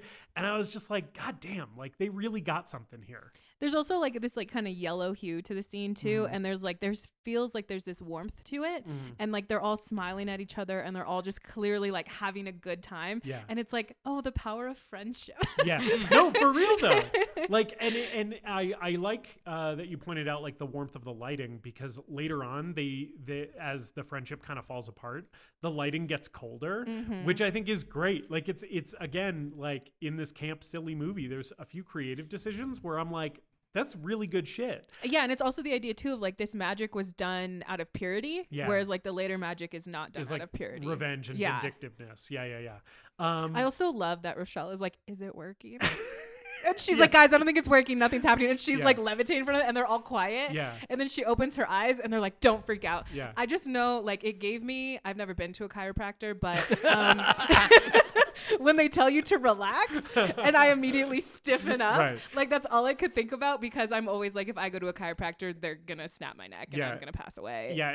Anytime I go to like a yoga class or whatever, and like during Shavasana, they're like, stop clenching your jaw. I'm like, well, I wasn't doing it before, but now I am, because you made me aware of it. And then the scene ends kind of on a joke, which is also very well executed, where Bonnie's mom like opens the door, and the magic is like of the moment is broken, and Rochelle just falls onto the floor, which is very funny. It's great. And so the magic is starting to take hold in part of this montage where we see Laura's hair starts falling out at the pool. Yes. And she starts going crazy, and it fucking rules. Yes. I love this swim coach, though, because like he runs over to help her, and then Rochelle does a perfect dive, and he's like, yeah, that's beautiful. Like, he doesn't say that, but like his face is like, I see the new captain. Yeah. He's basically like, oh, this my most racist student's hair is falling out. Oh, wait, what the fuck? Yeah. It was a reminder that all of us are replaceable. Yeah. And Bonnie, Neve Campbell's character, is getting medical treatments for her burn scars. And then they start just like peeling and coming off of her body. I love this doctor's reaction where she's like, what the fuck? Like, I can't believe that I am the best doctor ever. Like, I'm gonna fucking win a Nobel Prize. Holy shit. Well, then we get to that scene where Neve Campbell walks into class, and she's like transformed. Yes. But when we immediately cut to the scene, Breckenmeyer is talking to his other friend. You're bringing this up. Wait, I'm glad too, because I have a note too. And it's just he's just saying, "You'll go blind." Hairy if you palms. keep doing it, you'll get hairy palms. And they're just talking about jerking Yes, off. yes. Which they don't actually say, which I love, Yeah. because you have to be paying attention. Yep. And it's like, first of all, very, very accurate depiction of high school boys here, right? Where I was like, talking about beating off in class, absolutely. Been there. And probably like in Catholic school too, because this sounds like a one of those old wives' tales that they pass around Catholic school. Right. If you keep jerking off, you'll go blind. Yeah. But yeah, I love that that's the way we open this scene too. And then Neve Campbell comes in and she looks like Neve Campbell, but in tighter clothes. So everybody's like, whoa. Yeah, and they took the grease out of her hair and Yeah. gave her some eyeliner, and Yeah. everyone is like, "Who's this supermodel walking down our hallways?" Yeah. And it's like, it's been Neve Campbell, you It's fucking Scream idiots. Queen Neve Campbell. The power of confidence. Yeah. Yeah. And then we also have, at least around here, we have the fruits of Fairuza Balk's spell that she cast, which is she goes home to her shitty trailer and her fucking horrible stepdad is sexually assaulting her, being like, let me see what's under that skirt. Right. And her mom's like, stop. Right. And he gets up and so he goes from sexually assaulting his stepdaughter to physically assaulting his wife. Right. And then has a hilarious heart attack. Which is great. Like she basically stares really intensely at him with her Fairuza Balk eyes and gives him a heart attack, which I think Fairuza Balk might actually be able to do. I think if anyone can just give you a heart attack by looking at you, it is Fairuza Balk. Can I sign up for that somewhere? Is there a waiting list? I think she also sets the toaster on fire or something in the background too, which is pretty sick. Yeah. And then we cut to one of my favorite things in any movie ever, like type of character, which is the widow smoking a cigarette, Yes. waiting to hear about the life insurance policy Yes. from her dead husband, who's just like, so do I get the money or not? Yes. But I seemingly love having that. no idea. Yeah. They're like, do you know what you get? And she's like, what do I get? Yeah. And it's $175,000, which we know because they scream it 100 times. Yeah. As soon as the life insurance guy is like $175,000, they're like, $175,000, and they're like jumping up and down. She says something like, what a generous man. Yes, yeah. And I love this scene. I love the guy who plays the insurance, the life insurance guy, because he's just kind of sitting there like, wow, they're really excited about this. And I'm like, first of all, this guy's terrible at his job, because I work in insurance, and if you ever get this reaction from a claimant where they're like jumping up and down and cheering, you need to investigate that man's death. because these two for sure murdered this guy if they're reacting this way to a life insurance payout. But he seems like he's on board. He's like, okay, yeah, I'm glad you're so happy. It would only have been better if he joined in too, and they're like in a circle. Like, he's like, yeah. We go to the apartment later, and like he's the new boyfriend. Yeah. They're like living with the insurance guy. Yeah. Speaking of the apartment, they then, so Fairuza Balk and Nancy and her mom move into a new apartment that apparently they got with this $175,000. Not in this economy. Yeah. Nope, not in Biden's America. Thanks, Brandon. Yeah, it's a beautiful apartment in Los Angeles. They got a great view and shit. And I love that the first things that Nancy's mom bought was a couch and a jukebox, and there is nothing else in the room. It's just a totally empty, this huge room in this beautiful apartment with a couch in the center of the room, like not against one of the walls or anything. It's just like in the middle of the floor, and then a jukebox. And that's it. And she's just chain smoking and like carrying the ashtray around. Yeah. Well, and I love Nancy's mom is going like, oh, look at this couch. Isn't it so nice? And then Fairuza Balk is behind her, like pretending to shoot her in the head with like a pretend shotgun. Yes. It's very funny. I will say this moment and kind of the dynamic between Nancy and her mom I think it's the gender flipped version of fucking Spader and his dad or not Spader, Christian Slater Christian and his Slater dad and his dad in Heathers. Heathers. Yes. Yep, totally. It Without is- a doubt. It's like the same dynamic, but it's women instead of men, right? Where it's like you have a kind of absentee parent who's like a total airhead and maybe a psycho, and then they're like delinquent evil child. Is she a Batman villain though, you think? maybe like Christian Slater's dad is in Heathers? But yeah, and I like them blowing off her mom and being like, we're gonna go in the room and talk, and like shut the door. Oh, in her she's fucking trying face. so hard to be one of the Yeah. girls. She is Yeah. sauntering down that hallway with them. It's also very much like Rachel McAdams' mom in Mean Girls, Yep. right? Where she's like, let me hang out with you kids. And they're like, fuck off. I'm not like other moms. I'm a cool mom. Yeah. Do you guys want some wine? Yeah. So they're doing magic tricks in her room, and this is one of the best effects in this movie.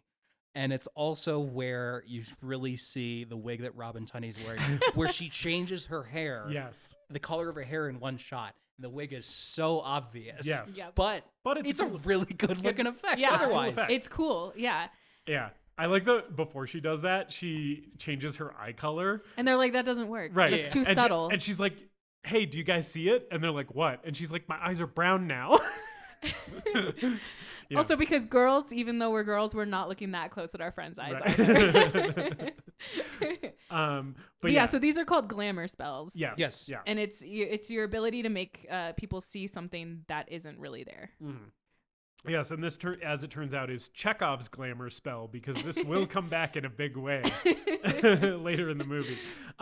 This is also, I think, when we kind of start on Sarah and Nancy having a little bit of a rivalry. Yeah. In this scene, Nancy's getting a little intense. And Sarah's kind of like, hey, like trying to temper that a little bit. And that's going to continue for the rest of the movie. Yeah. Nancy's clearly like the queen bee of the group, not just in terms of her personality, but also like her ability as a witch. Yeah. She's And- like the most powerful one. And she feels threatened by Sarah. Yes. Maybe this is a good time to ask this question. Do you guys think that the other ones actually have powers, or do you think they're siphoning from Sarah? Because there's a lot of people on the internet who say there was no power in this group until Sarah showed up because she's the natural witch. I think the way I read this movie is I sort of think that Nancy, like Fairuza Balk, like I definitely think that at least she kind of has been able to teach herself some witchcraft, right? And like Sarah's presence makes them all more powerful, because it's that thing of like you need all four, one for each of the four elements, and like her being a natural witch probably like increases it or whatever.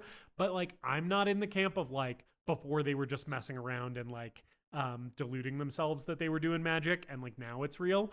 I think at least Fairuza Balk probably has some kind of ability, right? But I also like haven't read all of the theories online, so I don't know what the supporting arguments are. What do you think? I'm in that same camp. Yeah. I do think that Sarah is like leagues ahead of them with having magic, but I don't think that they don't have their own abilities in some way. Yeah. I don't know. I didn't consider it before, but I do think that Emperor Palpatine manipulated the midichlorians to create Anakin. Just toss into different theories. What are theories from other movies? One thing I do know about Sarah is that her midichlorian counts are off the charts as a natural witch, but unfortunately she'll never be a Jedi because she's too old to begin the training. Too old. Yeah. So Skeet Ulrich shows up at Robin Tunney's house at 3:00 in the morning Yes. because he's the spell has fully taken him over, and he is deep in. He's down so bad for. He's for down. Rob. He's down chronic. He's down Yeah. heinous. Yeah. I get the ick so bad in this scene. Yeah. Okay, but this is what I was talking about. I think this is maybe one of Skeet Ulrich's best scenes of performance in this film. Oh fuck yeah! Because He's so good. It is the thing that I was talking about before, where he is playing "Help me, I am too in love and I can't stop." Yeah. Right? He's basically like, you're the person who can help me because you're the only person I can think about, and I don't want to feel this way anymore. Right? He like seems panicked and scared, and I'm like, really strong acting choice. Yeah. It makes it work so well for me because he is such a despicable character and you hate him so much. But through him acting kind of afraid and alarmed, you gain the tiniest bit of empathy for him here, where you're like, man, she really fucked him up, you know? Yeah, even on like the most recent watch, I thought to myself, did he ever really do anything that bad? Right. Like he's a scumbag. Yeah. But it's like, did he deserve this? Because he seems like his life has been ruined, right? And yeah, I love him just kind of painfully gazing up at her window being like, please let me in, I love you so much. And her dad's like, get out of here. Yeah, I love the dad coming out and be like, what the fuck are you doing out here? Stop yelling at my daughter at 3 a.m. And then around here they go back to the magic shop, right? Yeah. And this is where Fairuza Balk is, she's looking at one of the books in the magic shop. It's sort of calling to her. And this is the book that tells you how to invoke the spirit, right? And there's a cool animation here where one of the pictures kind of comes to life while she's looking at it. And she's like, I want to buy this book. And she pays for it this time because she has that life insurance money. And the shopkeeper lady, this ethereal goddess, is like, this is a dangerous book. Like, you better watch what you're messing with. And she's like, I got the $25. Give me the fucking book, lady.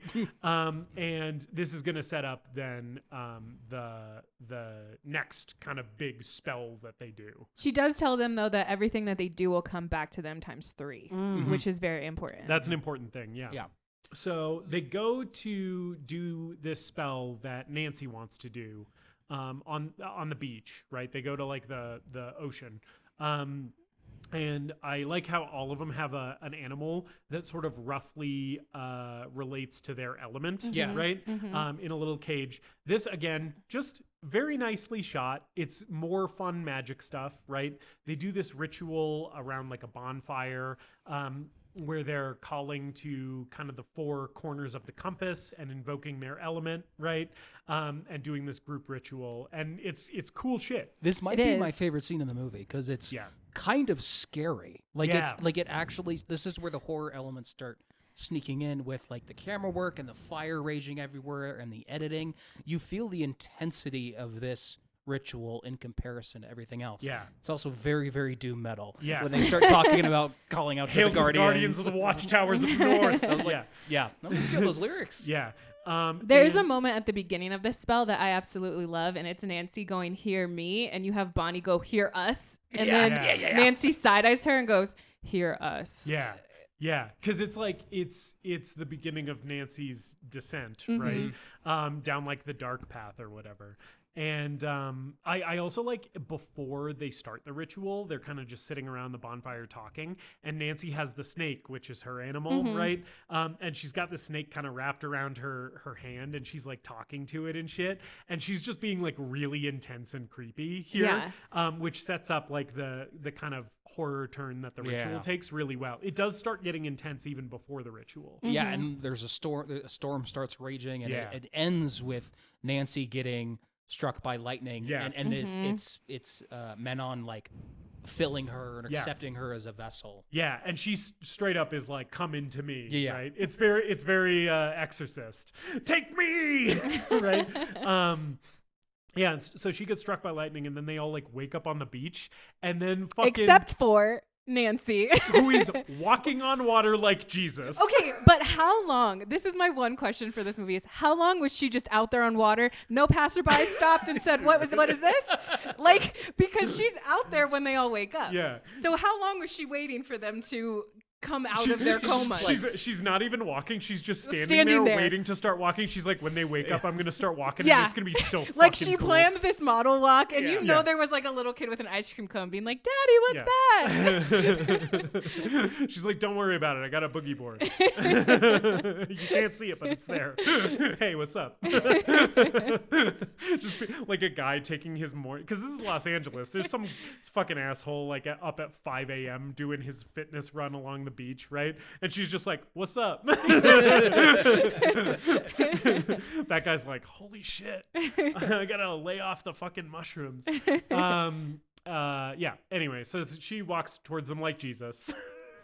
And Fairuza Balk could lead a religious cult. Religious cult. I would join that cult. Yeah, I think I'm in that cult already. Is this you telling us? Is this like your formal announcement? So, look at this carving that I've done on my wrist. I signed over my soul to Fairuza Balk. You know what? I don't blame you. Yeah. I understand. Yeah, and so all of the other girls are like pretty freaked out by this.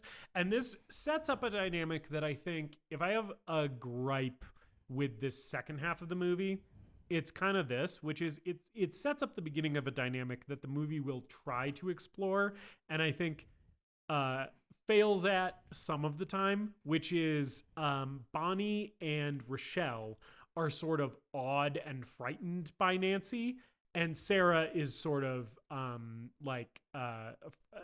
rather than frightened into submission, is frightened into adversity, right? Where she's basically like, Nancy has gone too far and I like have to stop her. And Bonnie and Rochelle are more like, oh, she's so powerful now, like we have to submit, right? And that plays okay in their reactions to her walking on the water. And there are other points in the movie where they kind of do that. And then there are other points in the movie where I'm like, why are Bonnie and Rochelle still here? Yeah. You know?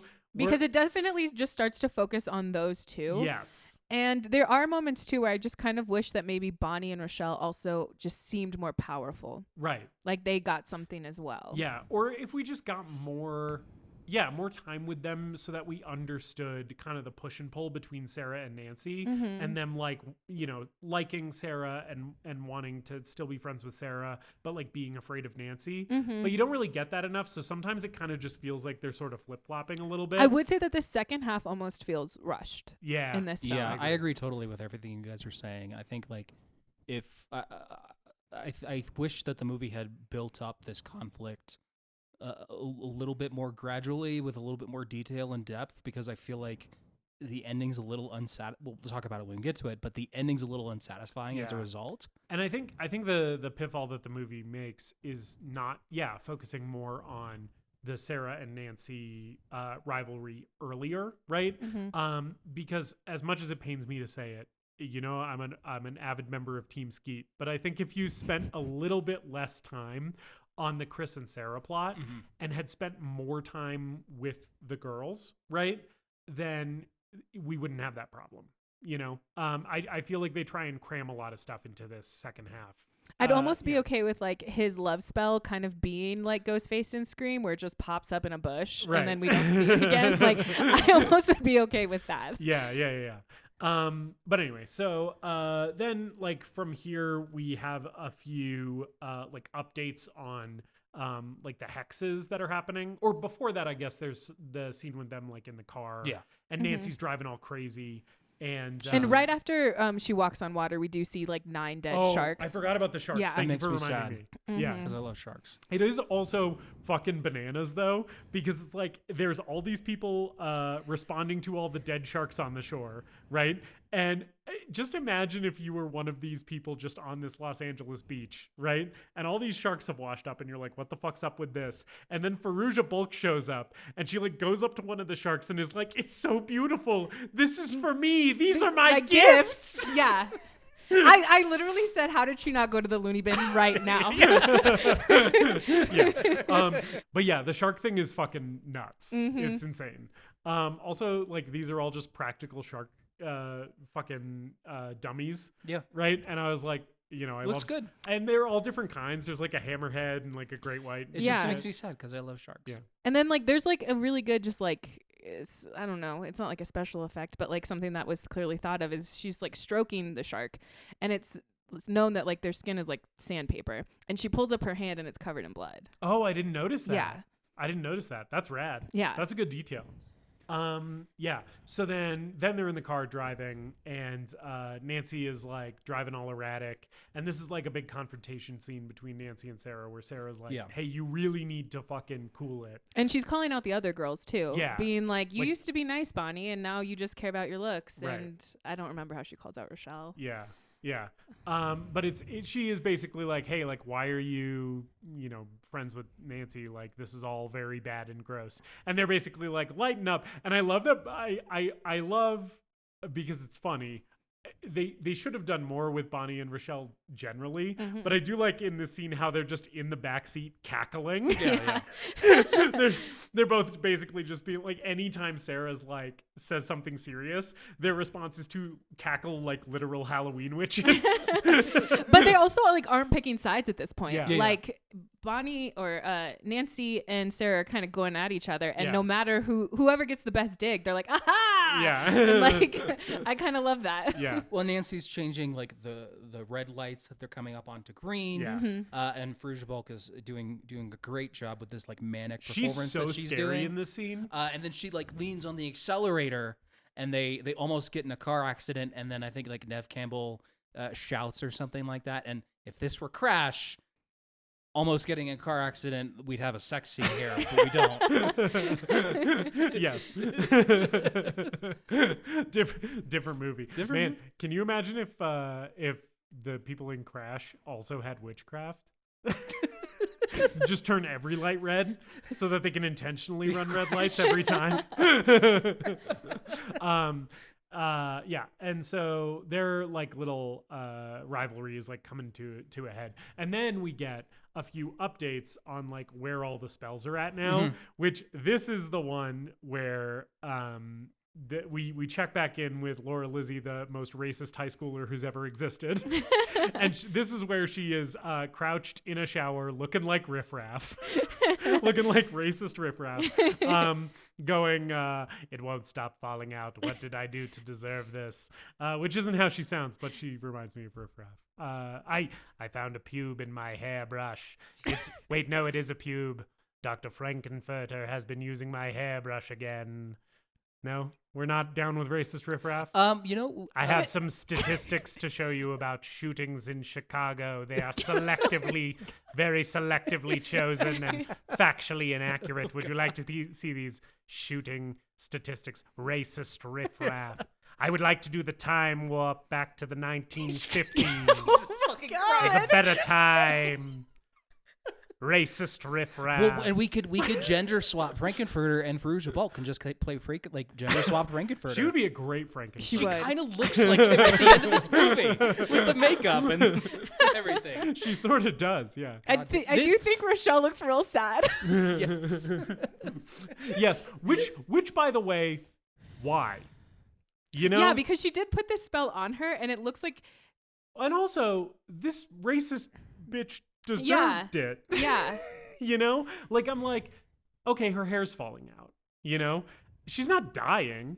And she called you a slur to your fucking face. Yeah. You know? And I'm like, no, like, I don't give a shit that this racist high schooler's hair is falling out. Like, good.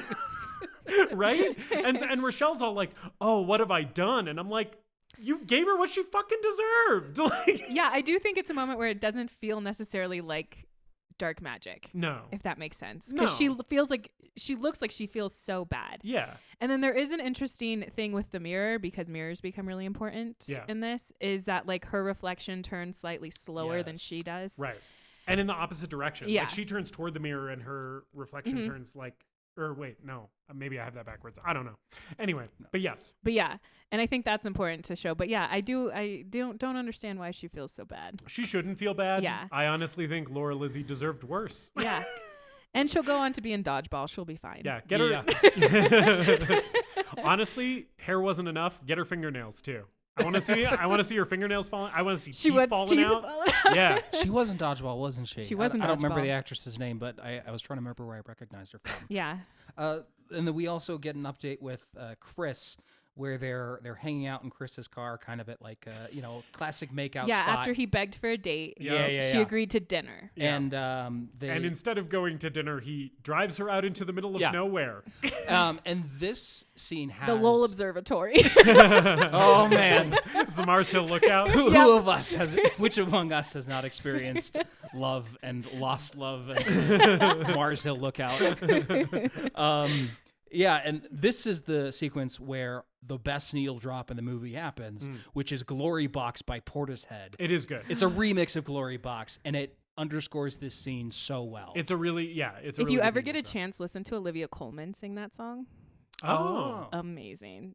Yeah. Your guys' reaction was my reaction when it popped up on she Spotify. had covered that. Yep. Yeah. And so Skeet starts being very aggressive with her, And then full on rapey. Yeah. Yeah. And it's because this spell is just working too well. And also he's kind of It is, creep. but also Yeah. putting a love spell on a sex pest does not make him not a sex pest. Right. You know? Yeah. Right? Which I think is the thing here where it's like he already was a pushy sex pest, right?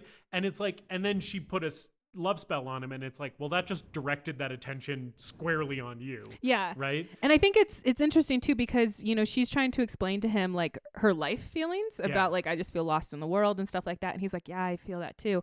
And then she goes, no, you don't. And he goes, I don't. And I don't know why I said that. Yes.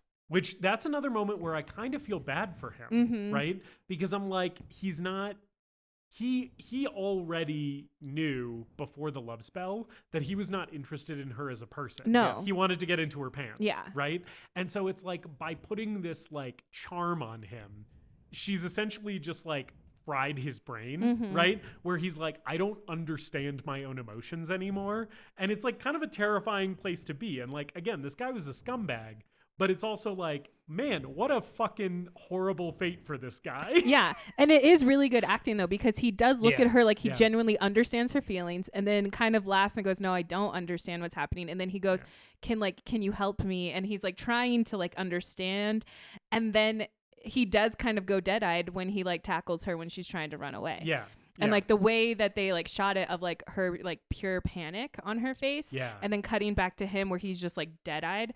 And while it's not like you don't see anything, you can hear him trying to like undo his belt. Yes. Yeah. And I will say, I'm not, you know, obviously sexual assault being represented in media, right, is like something that has to be like handled in a specific way for it to be worth portraying, right? I'm not one of those people who's like, you should never portray sexual assault in media for any reason, because there are definitely stories where that is an important piece of it or an important like element, right? But it definitely has to be handled carefully. And like this scene in this movie, I kind of don't have a huge problem with. It's uncomfortable and upsetting. Right. I like that we treat the moment with appropriate weight. She accepts her responsibility for her actual role in this, which was putting a love spell on this dude, right? But she's not like broken afterwards either. Right? It's like it allows it to be traumatic without it being like totally her fault. And I think notably it doesn't absolve him. Right. And I'm like, I think that handling of this, it kind of works for me. Like upon rewatch, this was the scene I was most interested in seeing how I felt about. And I was like, I kind of think it works. And I also think it's important that it didn't get too far. Yeah. That she was able to stop it before anything actually happened. Which, by the way, she kicks the shit out of it. She like plants her foot in his gut and like with full force like rockets this which dude also off comes of her. back later. Yeah. Yes. This does bring me to something I wanted to ask you guys, because this is the point in the movie where everything starts going darker. This is an R-rated movie, of course. How do you guys feel about the tone and the level of the mature content in this movie? Should it have gone farther? Should it have dialed it back a bit? Because this is an area that I struggle with. I feel like there are certain things that could have gone farther, and then there are other things that feel good that they didn't go further. You know, just like this scene. Yeah, I'm glad absolutely. that this scene didn't go any further. Do I think I would have liked maybe more like blood in this movie? Yes. As someone who likes 90s slashers and like slashers in general, could I have handled more blood? Absolutely. And like I think for me it just depends on what aspect it is. Okay. 110% exactly what Audrey said. More blood and guts in this thing would be extremely welcome from me, especially because we got that R rating for fucking witchcraft anyway. We might as well lean into it. Yeah. You know, like show me in that final battle between Nancy and Sarah, they should be getting fucked up and they're kind of not, you know? Yeah, that's where I'm at. Yeah. I think the movie should have either leaned into the PG-13 a little bit more and had a bit of a lighter tone with some of that darker edge to it, or it should have embraced the R rating more and been more violent and more mature and had a stronger conflict at the end. Yeah. Because I mean, again, not to like fully explore the ending yet, but the ending just kind of falls a little bit flat because I don't feel like the stakes are there. Right, yeah. And we're all gore hounds here. Yeah, we fucking love it. So like when the fucking snake vagrant gets plowed by that truck, it's entirely bloodless, and as much as that scene rocks, it's sort of a problem that we don't see a smash. And I do kind of wonder like when they found out that they would have that R rating and if it was just impossible to go back and do reshoots. Right. Because I do know that like the house, once they filled it with like snakes and stuff, was a closed set. Yeah.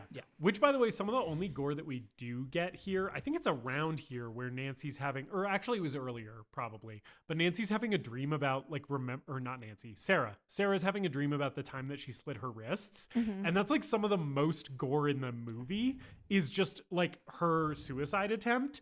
And I'm like, that's not the gore I want in this movie. Yeah. Like, that's sad gore. I want fun gore, especially because of the tone of this movie, And I mean, we start the movie with a snake guy getting run over by a truck. Right. And then like, I mean, we have a couple more deaths throughout the rest of this movie, which are coming up here in a minute. But like, I kind of want to be killing more people in this. I agree. Yeah. I think the thing I want a little bit more Heathers where they're kind of taking down some of their classmates better. Yeah. They should have fucking those two little jerk offs. The two comedy boys, they should have eaten shit. Yeah.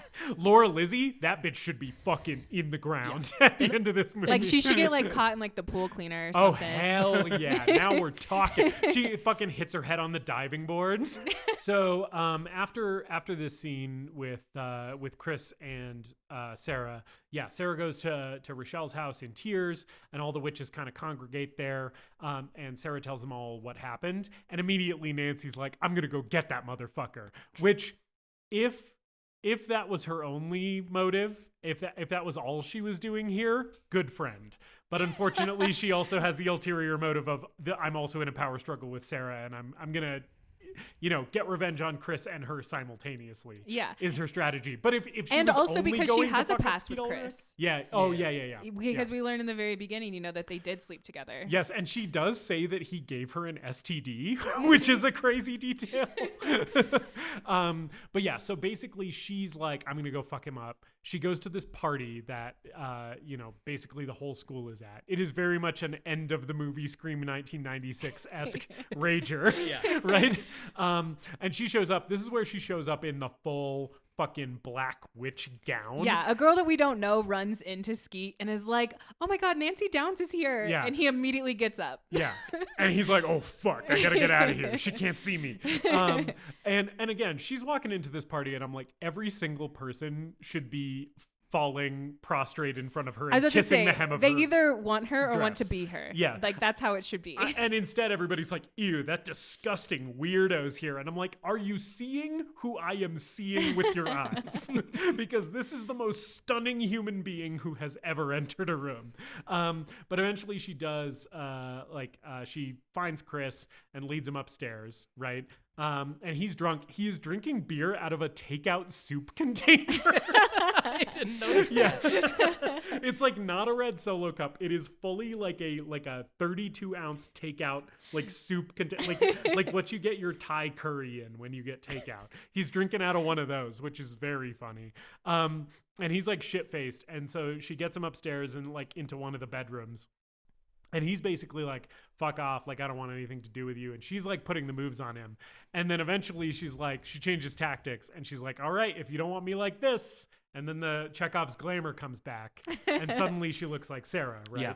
And they start making out. Mm-hmm. And she like acts like Sarah. Yes. Like, oh, I was Sarah pretending to be Nancy. Okay, but I do like, this is one moment of, because I was disparaging Robin Tunney's performance a little bit earlier. I don't think she's terrible, but I think she's a weakness for me in this movie. But a moment of her performance that I do want to call out as good is once the glamour happens, it is Robin Tunney playing Nancy playing Sarah, and she does mostly act like Sarah, but there is a moment when they go and start making out and she like licks his face. Yep. She like licks Skeet's face, and I'm like, that's a really Fairuza Balk thing to do. Like that's a very Nancy thing to do, and I like her commitment to it, and it reads really well that like that's Nancy coming through. Yeah. So that's a moment of her performance that I did want to say worked for me, and I was like, good moment, good choice. Yep. Right.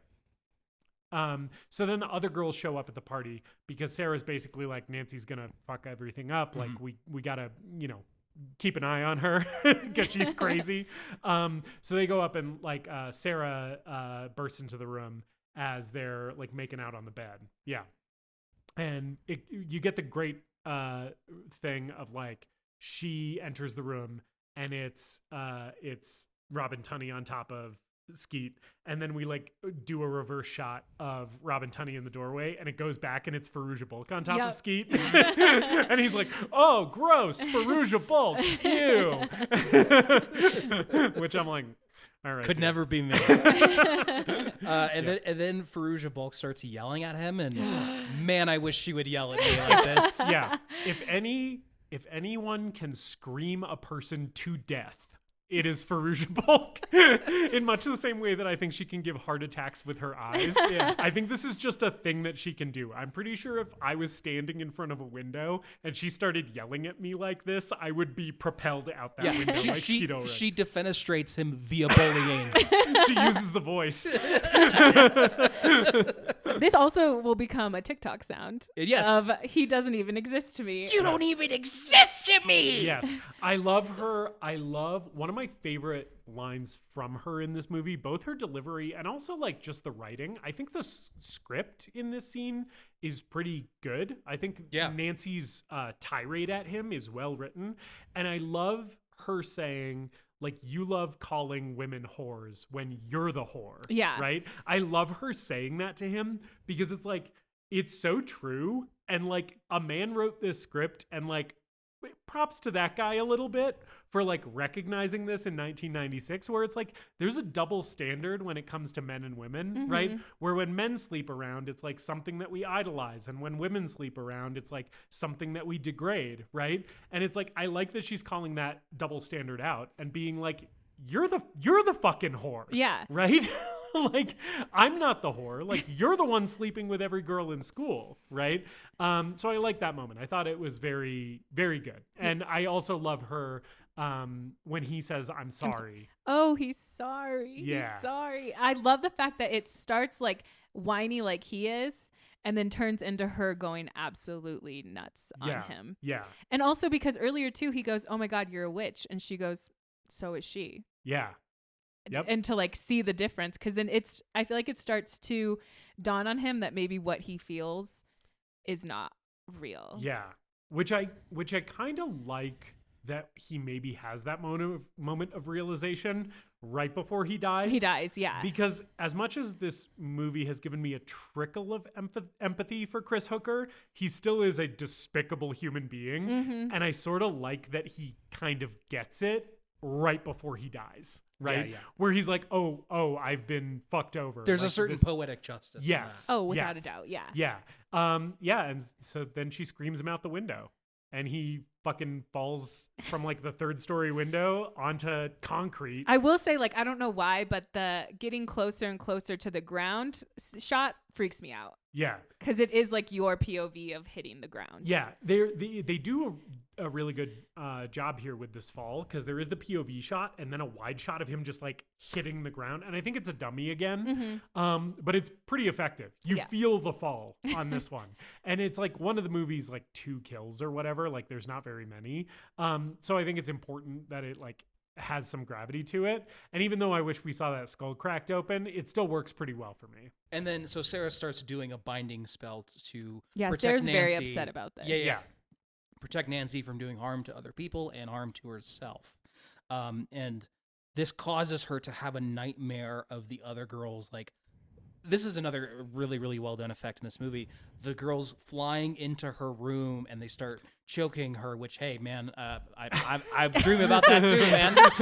Fairuza Balk choking you. Yeah. Fairuza Balk, Neve Campbell, and Neve Rachel Campbell, True. yeah. Just all three at once. Yeah. And we sort of get an indication a little bit later that they're like causing these dreams, which I think is kind of fun. They're somehow aware that Sarah's did this binding spell. Yeah. Yeah. And then there's a scene where they bully her at school. Yes, a classic high school movie bathroom confrontation. Yep. The Where girls, she can't get away because she's Yes. stuck in that stall. The girls' bathroom confrontation is such like a tried and true trope of this genre of movie. And every time I do it, I'm like, don't go in that stall, girl. I will say, as a girl who went through high school, confrontations happened in the bathroom. Oh man. Okay, Yeah. so this is real. Yeah.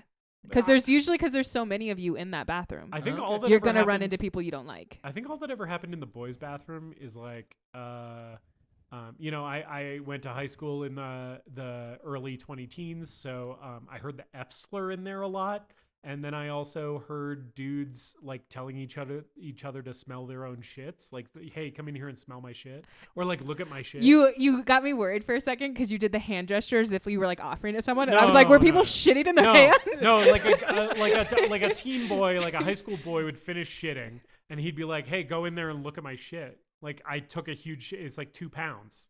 And they'd just be like, hey, check it out. I didn't really hang out in the boys' restroom that much because it was very much like you want to get in and get out as quick as possible because they just... Because otherwise someone's going to be telling you to look at their shit. No, because they just shit everywhere. Yeah. And they stuff toilet paper and clog the toilets. Yeah. And there's shit water Didn't on have the those ground. flushable wipes. Yeah. They didn't.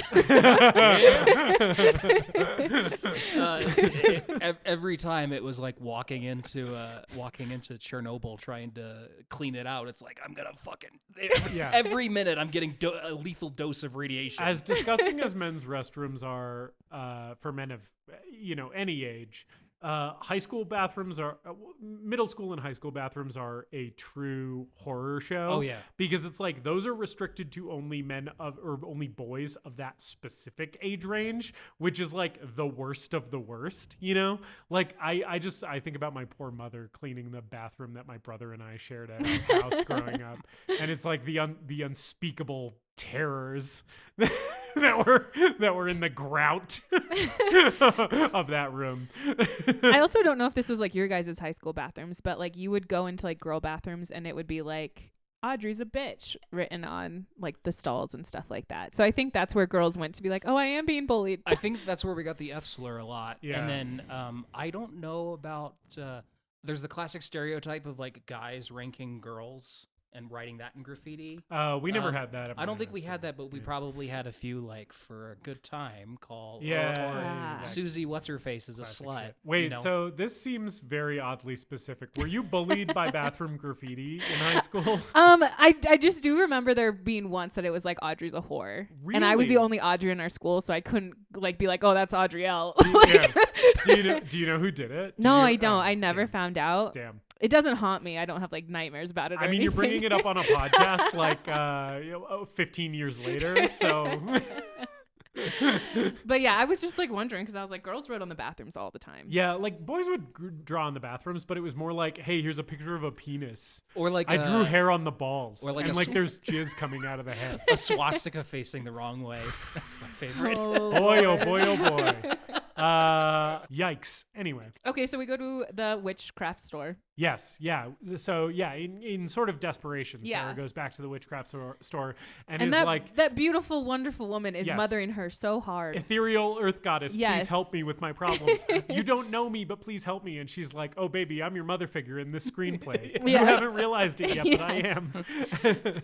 And she's like, hey, do you want to come back to the secret room that looks like it's in a laser tag arena?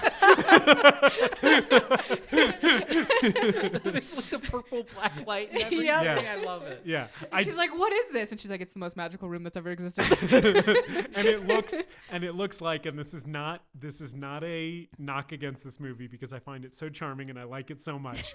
It does look like it's in a laser tag arena or like mini golf, you know? It looks like it is an indoor mini golf range because it's basically like fluorescent, black light, like stones laid into the floor in like I don't think it's a pentagram, maybe it's a pentagram, but it's like a witchcraft symbol on the floor. Yeah. And then it's all just like glowy and neon in there, and I like the scene between the two of them. Where she's basically like, the true power was within you all along. Yeah, and she kind of says that her mom was a witch too, Right, and she the does ring tell that it, she has from her mom like is like a passing of power in essence or something like that. Yeah. Which all of this is sort of, I kind of don't need more of this, but it is sort of very vaguely defined where it's like, yes, the MacGuffin of the movie is the dead mom, I guess, where she's powerful enough to take on this final challenge against the three other witches because her mom was also a witch, and we're just kind of throwing that in at the last minute.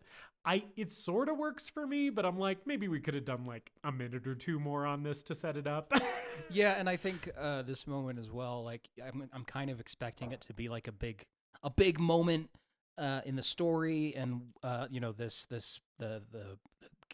lady, beautiful, amazing lady who owns the witchcraft store, like she's been recurring throughout the movie, and this is kind of the payoff, and I don't really feel like we get a decent payoff with her character and her story. You know what this would have been a great time for is in our gorier version of the craft, another fucking kill here, right? Because if Nancy and Bonnie and Rochelle showed up at the magic shop while this was happening and fucking killed the lady who runs it, and we got like a nice bloody kill there, that would set up the final conflict to have higher stakes. Yeah. Right? Honestly, sometimes when I haven't watched this movie for a long time, I think when she's pulling back that curtain that we're going to see that witchcraft owner's dead body, and then the glamour's going to come off and it's going to be Nancy. I think you just plussed up this movie.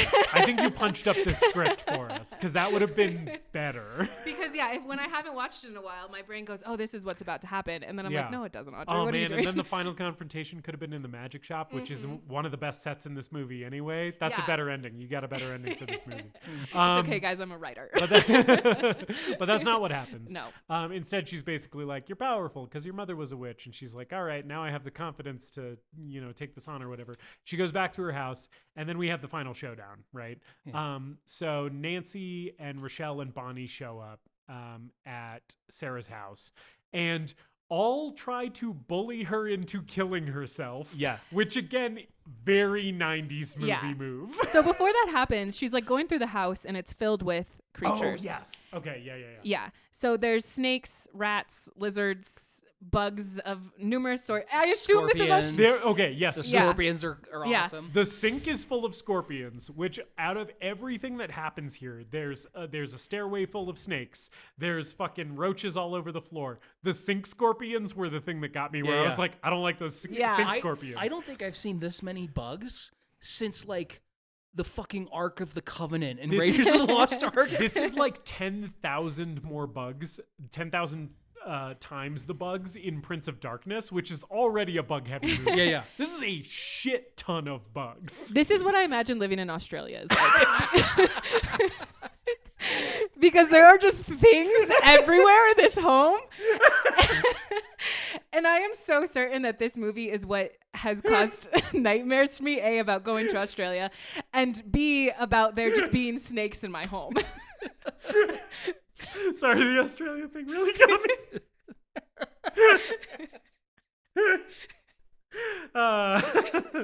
Oh man, that island is just full of monsters, isn't it? It truly is. When they're like, oh yeah, there's just a snake in my rafters, I'm like, why are you normal about this? That's why the world needed Steve Irwin, but unfortunately a monster eventually got him too. But none of us are safe. Another fun fact is that they bred specific cockroaches for this film. So if any got out, they couldn't breed with other cockroaches and cause like an infestation in that area. Because I've heard that so many times on movie sets where they bring in bugs. It's like, yeah, and then the bugs infested the set. Do you think so? My question here was, because there's a shit ton of bugs and they are varied bugs, right? But then there's also rats and snakes, right? So we got reptiles, we got mammals, right? And I'm like, these can't all have been the same animal wrangler, right? On this set. They had to have been dealing with multiple animal wranglers. You got a rat guy, you got a snake guy, you got a scorpion guy. Probably multiple bug guys, right? Yeah. But my question is like, is the roach guy the same as like the spider guy? Or is that a different guy? Is there like an arachnid guy who's handling both scorpions and spiders? I think the scorpion guy is doing his own thing. He's really He's just the into scorpion scorpions. He's also got like a tribal tattoo. He's like, I don't know shit about spiders. He's like, yeah, I can get you some scorpions. Yeah. It's actually the unhoused guy in the beginning. He is our scorpion his guy. brother. Yeah. It's his brother. It's just that guy, but in real life. Yeah. He comes in and he's like, yeah, you need scorpions. They're I'll like, get we you need a some scorpions." cameo, and he said, I guess I'll do this. I had a dream about Fairuza Balk, and I decided I had to work on this movie.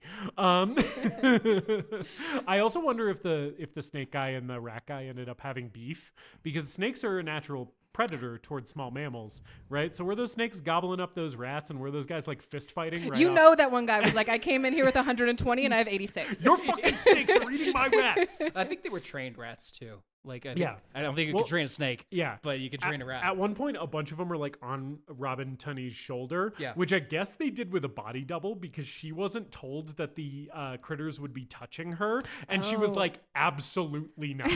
She was like, no, the snakes and rats will not be touching me. You can get a fucking body double for that shit. So the shot where it's like over her shoulder and you're behind her and there's like rats crawling on her, that's some other person. Robin Tunney was like, I will be in my trailer.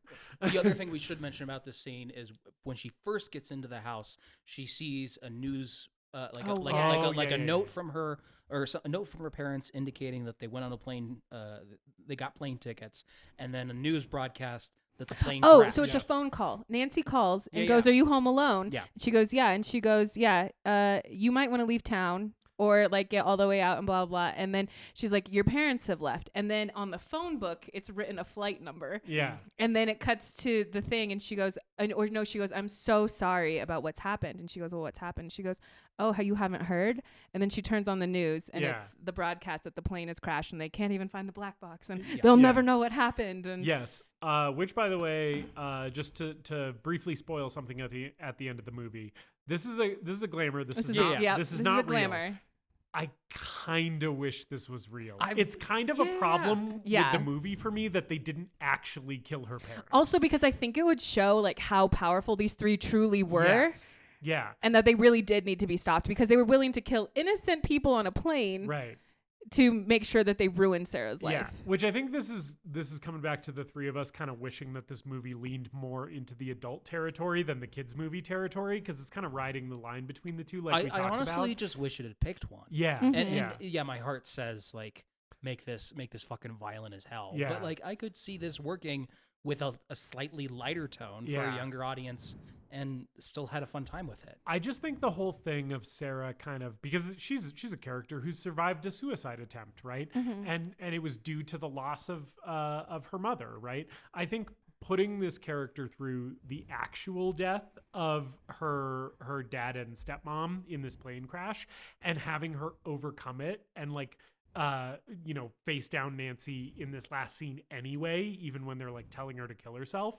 I feel like if it was real, it has more impact for the character. Yeah. I kind of would like to see her kind of come out of this and be like, okay, like, my parents are dead and I'm going to like face the world on my own and I'm like strong enough to do this now. Yeah. Instead Or, of her dad at the, showing up at the end and being like, hey, I lived. Hello, movie. yeah. Or like at the end, maybe that witchcraft worker moves into that Yeah, aesthetically perfect. pleasing house. Perfect. And now, they're kind of Another better ending owning to this this shop movie. together and live in this decaying home.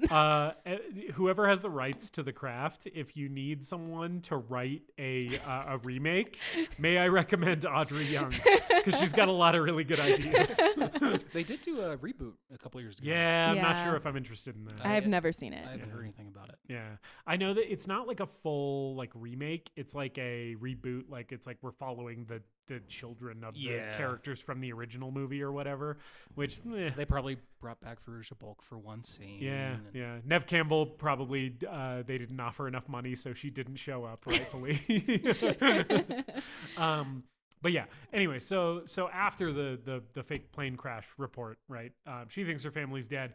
She's running through the house. then There's it's Bug bugs. Blah blah City, blah. yeah. Yeah. and then And then she they- ends up in the bathtub, yeah. and she can see all the snakes falling. And then Nancy opens it and goes, "Oh, you're so pathetic." Yeah. Which Yeah. I'm like, what a line. And then she goes downstairs. The other girls are there. Yeah. And they're all floating, which is great. I love it. Yeah. I feel like Neve Campbell's struggling a little bit. If Yeah. you see her, she's leaning a little forward to try to keep that balance. Yeah. Yeah. The harness was not 100% Yeah. on Neve Campbell. They show what I think is like a little bit of an oxymoron, but a great suicide note Yes. that says, "I killed Chris. I'm sorry," in the worst handwriting ever. But then in cursive, it says, "Love, Sarah." Yeah. Yeah. I also love here that this is where they're doing their you fucking kill yourself. Like they're just all like repeatedly telling her to end her own life. And she's like, "I don't want to do that." And they're like, "Are you sure? Because it seems like you do." And I'm like, it's a little unclear in the movie how much they're attempting to just clue her in to their plan, which is to frame her for Chris's death and then like make her death look like a suicide, and how much they actually think they're going to be able to get her to kill herself. Yeah. Which I'm like, how much of this is them actually trying to talk her into it? It's again very wild and very 90s to treat suicide this way. But and so eventually she like runs away. Yeah, from them.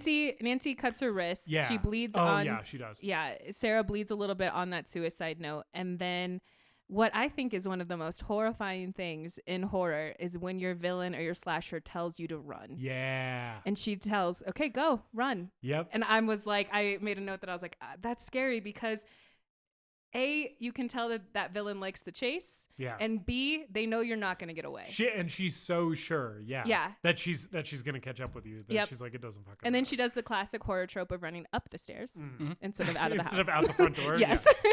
Well, there are a fuck ton of bugs That's also true. outside. Yeah. But I mean, you can run through bugs. It's gross, but you can do it. Well, there's also You can there's also a stomp bunch on a of few snakes too. Like there's a shot where she does run outside and like the walkway leading up to her house is covered in snakes And they're like bugs. hanging down from Yeah. like Yeah. above so her. many. Yeah. Um, It is impossible to overstate how many If- snakes and bugs. if there Indiana are. Jones would freeze in that moment, I Yeah. don't blame Sarah for freezing and not running. in the front Indiana of the Jones house. would have a fatal heart attack if he entered this home. Yeah. Because he'd be like, "Oh no, there's more snakes than in the snake pit in fucking Raiders. I'm out." He's fucking dying. Yeah. So she runs away. She runs upstairs, and Bonnie, Nancy sends Bonnie and Rochelle to go get her. Right. And this is where Sarah kind of has, I think this is a nice moment with Sarah, where she's kind of trying to pull herself together, right? And she's sort of laying there, kind of asking her, she's like asking her mother for help, right? And then she starts reciting her part of the spell on the beach that they did to invoke the spirit of Manon, right? And she does the "Hail to the guardians of the watchtowers of the north," right?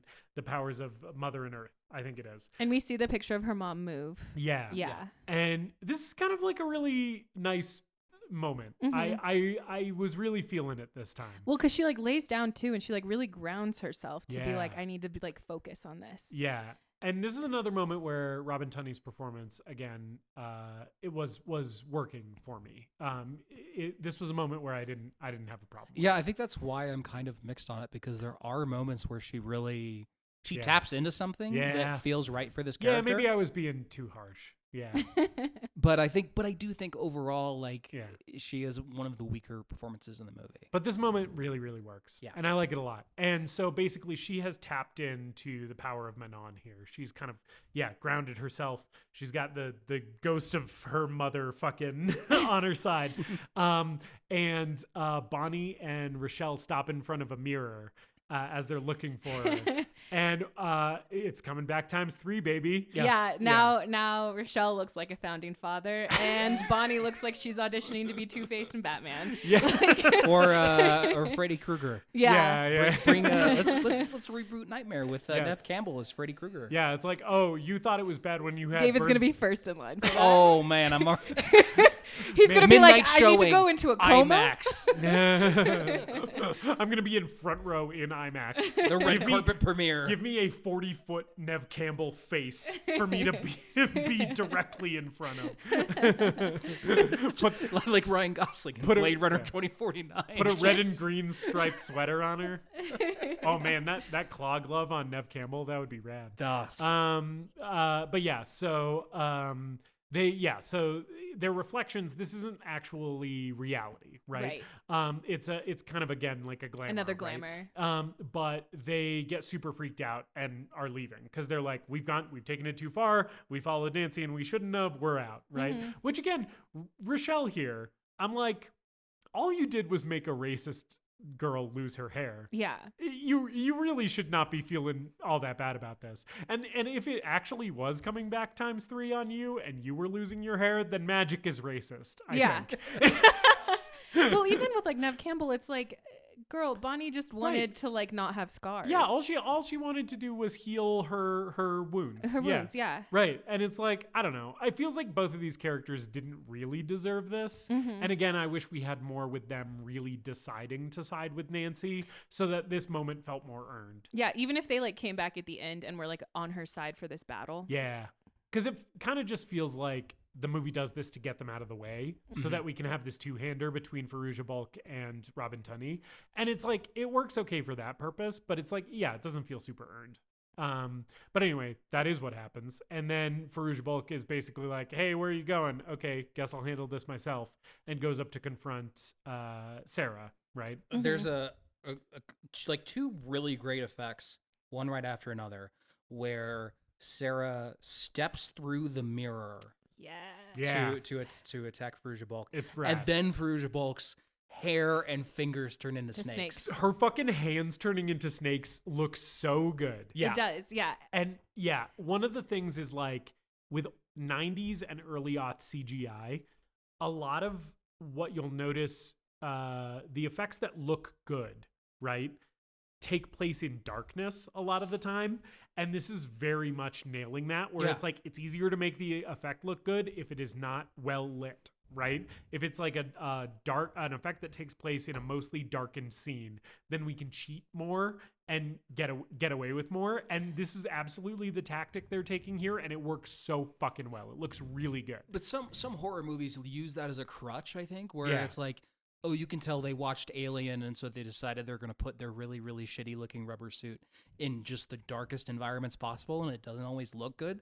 I think this is a combination of, like, okay, the CG's certainly not on the level of, like, Avatar: The Way of Water or anything, but it's just good enough to make the effect work, and it's lit well to make the effect work. Yeah, and a cool thing is like when she falls onto the ground and she's like covered in the cockroaches, it's a body cast that they filmed the cockroaches walking, like scurrying all over, and then they filmed her doing the reaction of having to react to that, and then they put that footage on top of her. Oh, that's rad. I didn't Yeah. know that's how they did that. Mhm. And then she opens her mouth and And starts there's- screaming. And their cockroaches are coming out of her mouth. mouth, which is so creepy and good. It's one of the best effect shots in the movie. It's really good. Yeah, it looks awesome. So she eventually kind of shakes that off because it's like all been a glamour, right? Mhm. And they have a little bit of a battle here. They like spar a little bit, and it ends with at some point Robin Tunney ends up on the floor in that hallway. How does that happen?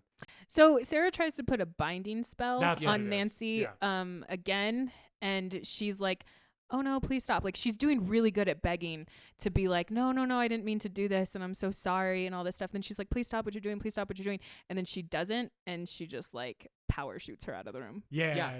And Robin Tunney is or Sarah is pinned to the, like, floating in the air and pinned to the wall. Yeah. And then like a dresser comes by and stuff, and it's all clearly like they just shot this on a set that was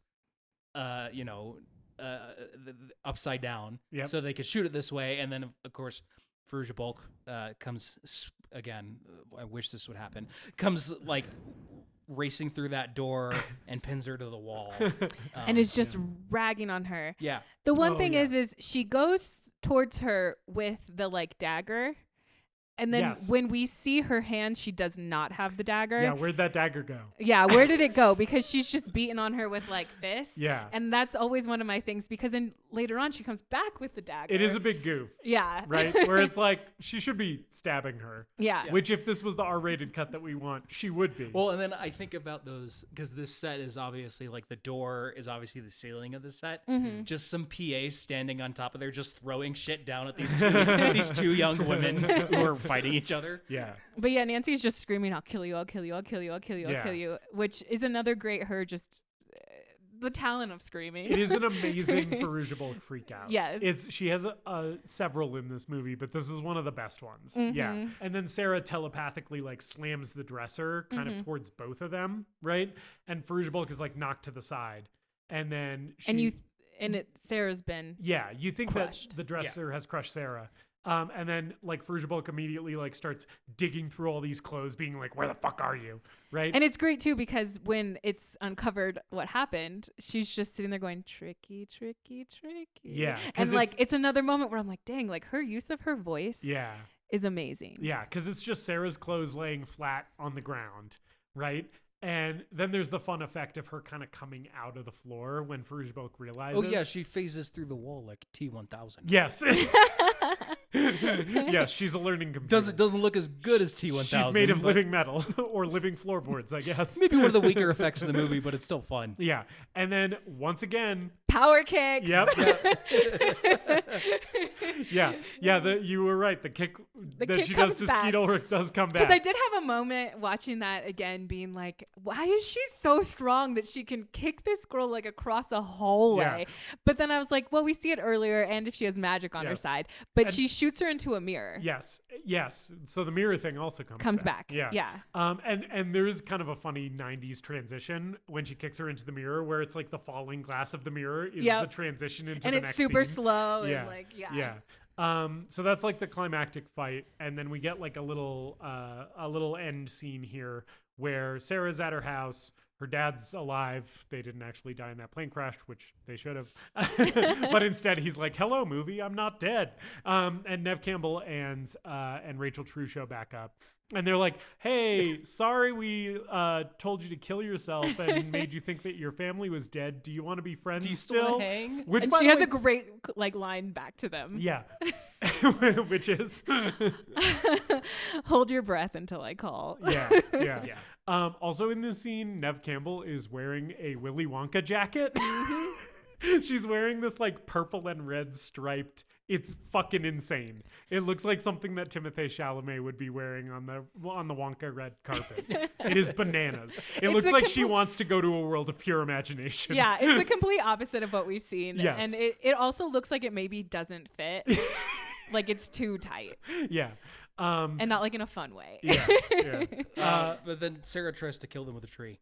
Yes, because they basically like they're walking away after Sarah kind of blows them off, and they're like, "Oh, I bet she doesn't even have any powers." Yeah. And she's like, because they're like "I'll we've fucking show lost our you." magic. Yeah. Do you have anything? And she doesn't say anything. She just continues to walk away. Oh, that would make sense. Why the theory about they're getting their magic? Yeah. from Nancy. But I think it's just because she's a natural witch, Yeah, right? yeah. And the other ones were getting the power from like each other, Right. But she just has the power on her own, you know.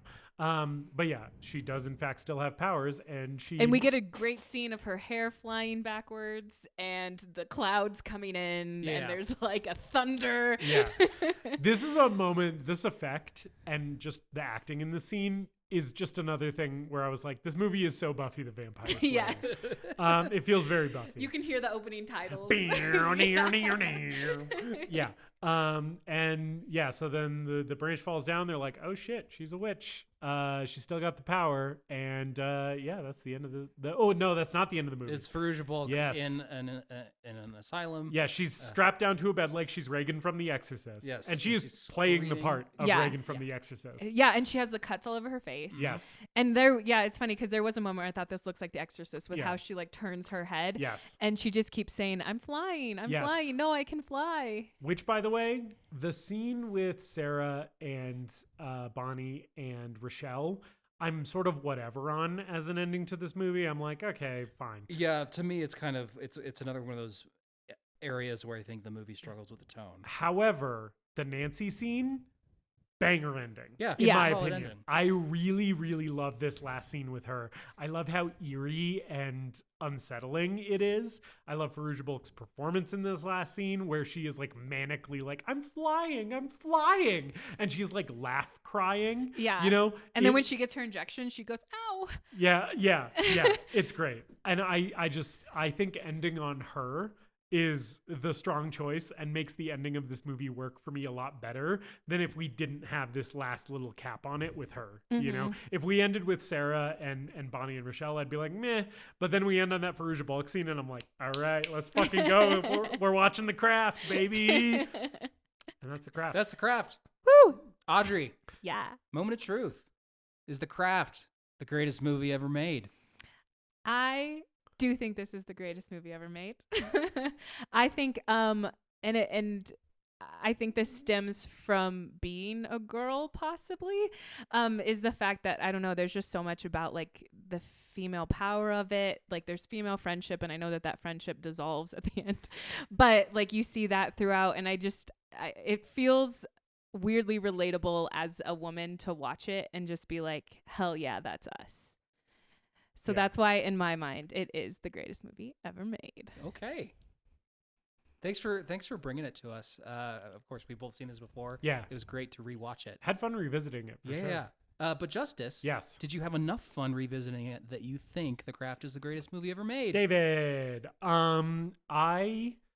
this is like the fourth time I've watched this movie. I've Yeah. seen it a few times. It's a favorite of the Podmasters and mine. High Priestess Pod also. Especially on her. the Craft episode, Yeah. we have to call her High Yes. Priestess. If Yeah. I'm anyone's biggest fan, it might be Podmaster. Yeah, High Priestess Pod also like Audrey and I is a fan of that 90s early aughts schlocky horror teen thing, right? So she also really enjoys like I Know What You Did Last Summer and Scream and all that ilk. And this has always been sort of medium high on my list in that regard. And a lot of the movies that are in my top like 3 of those types of movies, I would easily say greatest movie ever made. Going into this viewing of The Craft, I was like, I'm not sure what I'm going to say. This isn't a shoe-in for me. It's not one where I'm like automatically going to be like, yes, right? And let me tell you, the conceit of greatest movie ever made on this podcast is a movie that is so compelling or entertaining that while you're watching it, it's the only thing that matters in the world. And while I was watching The Craft, even in the moments where I thought some dated racial politics were happening or some problematic things were happening or some plot or story decisions that maybe could have been done a little bit better were happening, I had a big, fat fucking smile planted across my face because I was having a great time watching The Craft. And for that reason, despite its flaws, I think The Craft is the greatest movie ever made because I just had a ball watching this thing and I have a ball watching it every single time I see it. David, is The Craft the greatest movie ever made? Audrey is looking at you very intensely. Justus Be careful about what you're about to and say. Audrey. You're not Fairuza Balk. I'm not scared of you. I had a great time watching this. When I watched it for the first time, I thought it was good. It played even better for me this time. It still has a lot of the flaws that I felt the first time I watched it, with Neve Campbell and Rachel True's characters being underdeveloped, and of course the problematic racial politics of Rachel True's character. Robin Tunney's performance is underwhelming. It also, for me, runs a little long, despite being like only an hour and 40 minutes. Yeah, this could have been a tight 90. I think so. Or I wish if we had made it a little bit longer and developed the conflict a little bit better. And I also struggle with the tone of this thing as well. I wish it was more violent, or I wish it had leaned into the teen the teen angle that it plays up. And also, I'm not as into the 90s horror movie as you guys are. I think this is one of the better ones, and really the 90s-ness of this works for me for the most part, really, except for the soundtrack. You know? The soundtrack is like the kind of the black mark on the 90s-ness of it. On the other hand, Fairuza Balk Yeah. and Neve Campbell. That's a big on the other hand. That's a real big on the other hand. Those They're are two listening. big other hands. They're listening. They're listening. Oh, God. They'll know. So, and like you, Justice, I had a fucking smile on my face the whole time watching this movie. Had a great time with it. But I don't think it's quite the greatest movie ever made for me. That's fair enough. We have to respect differences of opinion here on the podcast. Yes, of course. It's one of the reasons I like this podcast, so I'll allow it. Yes, we all respect each other and each other's opinions, even though in this case David is wrong and Audrey and I are right. Correct. Okay. Audrey, thanks so much for coming on the podcast. Yes, thank you. Do you have anything that you'd like to plug? No. Or anything? Support local theater. Yeah, Yes. support Support local Flag theater. Shakes. Yeah. Audrey's involved with Flag Shakes. as Support are local we. artists, That's right. whether you're local to them or not. Yeah. Yeah. And do you want to tell people where they can follow you on social media, or do you not want to give that information? Oh, I can give it out. It's not exciting. It's my entire full name, Audrey Lorraine Young on Instagram. There you go. All right. Justice, Yes. what are we talking about next week? David, next week we are going to be covering a film by one of my favorite directors of all time. In one of your least favorite genres of all time. Yes, we will be covering our very first superhero film. I am a noted critic of cape shit. I do not enjoy the superhero film as a general rule. However, next week's film may be an exception because we are talking about a movie by the great Sam Raimi. It's Spider-Man 2002, starring Tobey Maguire and Willem Dafoe and James Franco and Kirsten Dunst. The very first of Sam Raimi's Spider-Man trilogy is what we will be talking about next week. And let me tell you, Bonesaw is ready and so am I. It's going to be a fun time. I'm excited to go back to this one. It was a childhood favorite of mine, and haven't seen it in a long time. Just as I started this podcast, you know how much I sacrificed? Hope you all will join us next week for Spider-Man. In the meantime, talk about the show, tweet about the show, tell your friends about the show, tell your mailman about the show. I'm something of a podcaster myself. Sorry, we can save that for the Spider-Man episode. Yeah. Speaking of liking the show and reviewing the show and telling your friends about the Yeah. show, Some Negative Nelly did give us a 1-star review on Apple Podcasts, which and not a review, sorry, rating. They didn't write a review, so we don't know why they didn't like us, but they didn't say. Spit the facts. They didn't like us. They gave us a 1-star rating, which has dropped our average down because not very many people have reviewed the show on Apple Podcasts. So if you enjoy the show and you would like to counteract this person's negative reaction to our podcast by leaving your own 5-star review, that would be greatly appreciated. Even if you don't use Apple Podcasts, if you're more of a Spotify person, maybe go over to Apple Podcasts and just give us a quick 5 stars over there, just to boost that average a little bit. Yeah, and I mean, I'm going to say, if you have a criticism of the show, if there's things that we can do to improve, I mean, this is fucking episode 28. Yeah. And if you like the show, but there's stuff that we could do better, we're talking about this all the time, trying to figure out ways to make the show better. Yes. We're two idiots stumbling our way through movie criticism and commentary. So if it's a 3-star review, that's okay.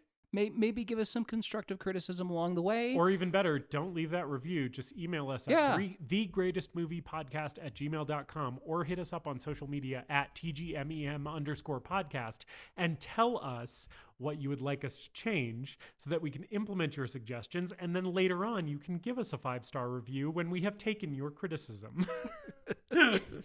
So diplomatic. So join us next week as we web swing our way through Sam Raimi's Spider-Man. Until then, we love you so much. And as always, later, dipshits!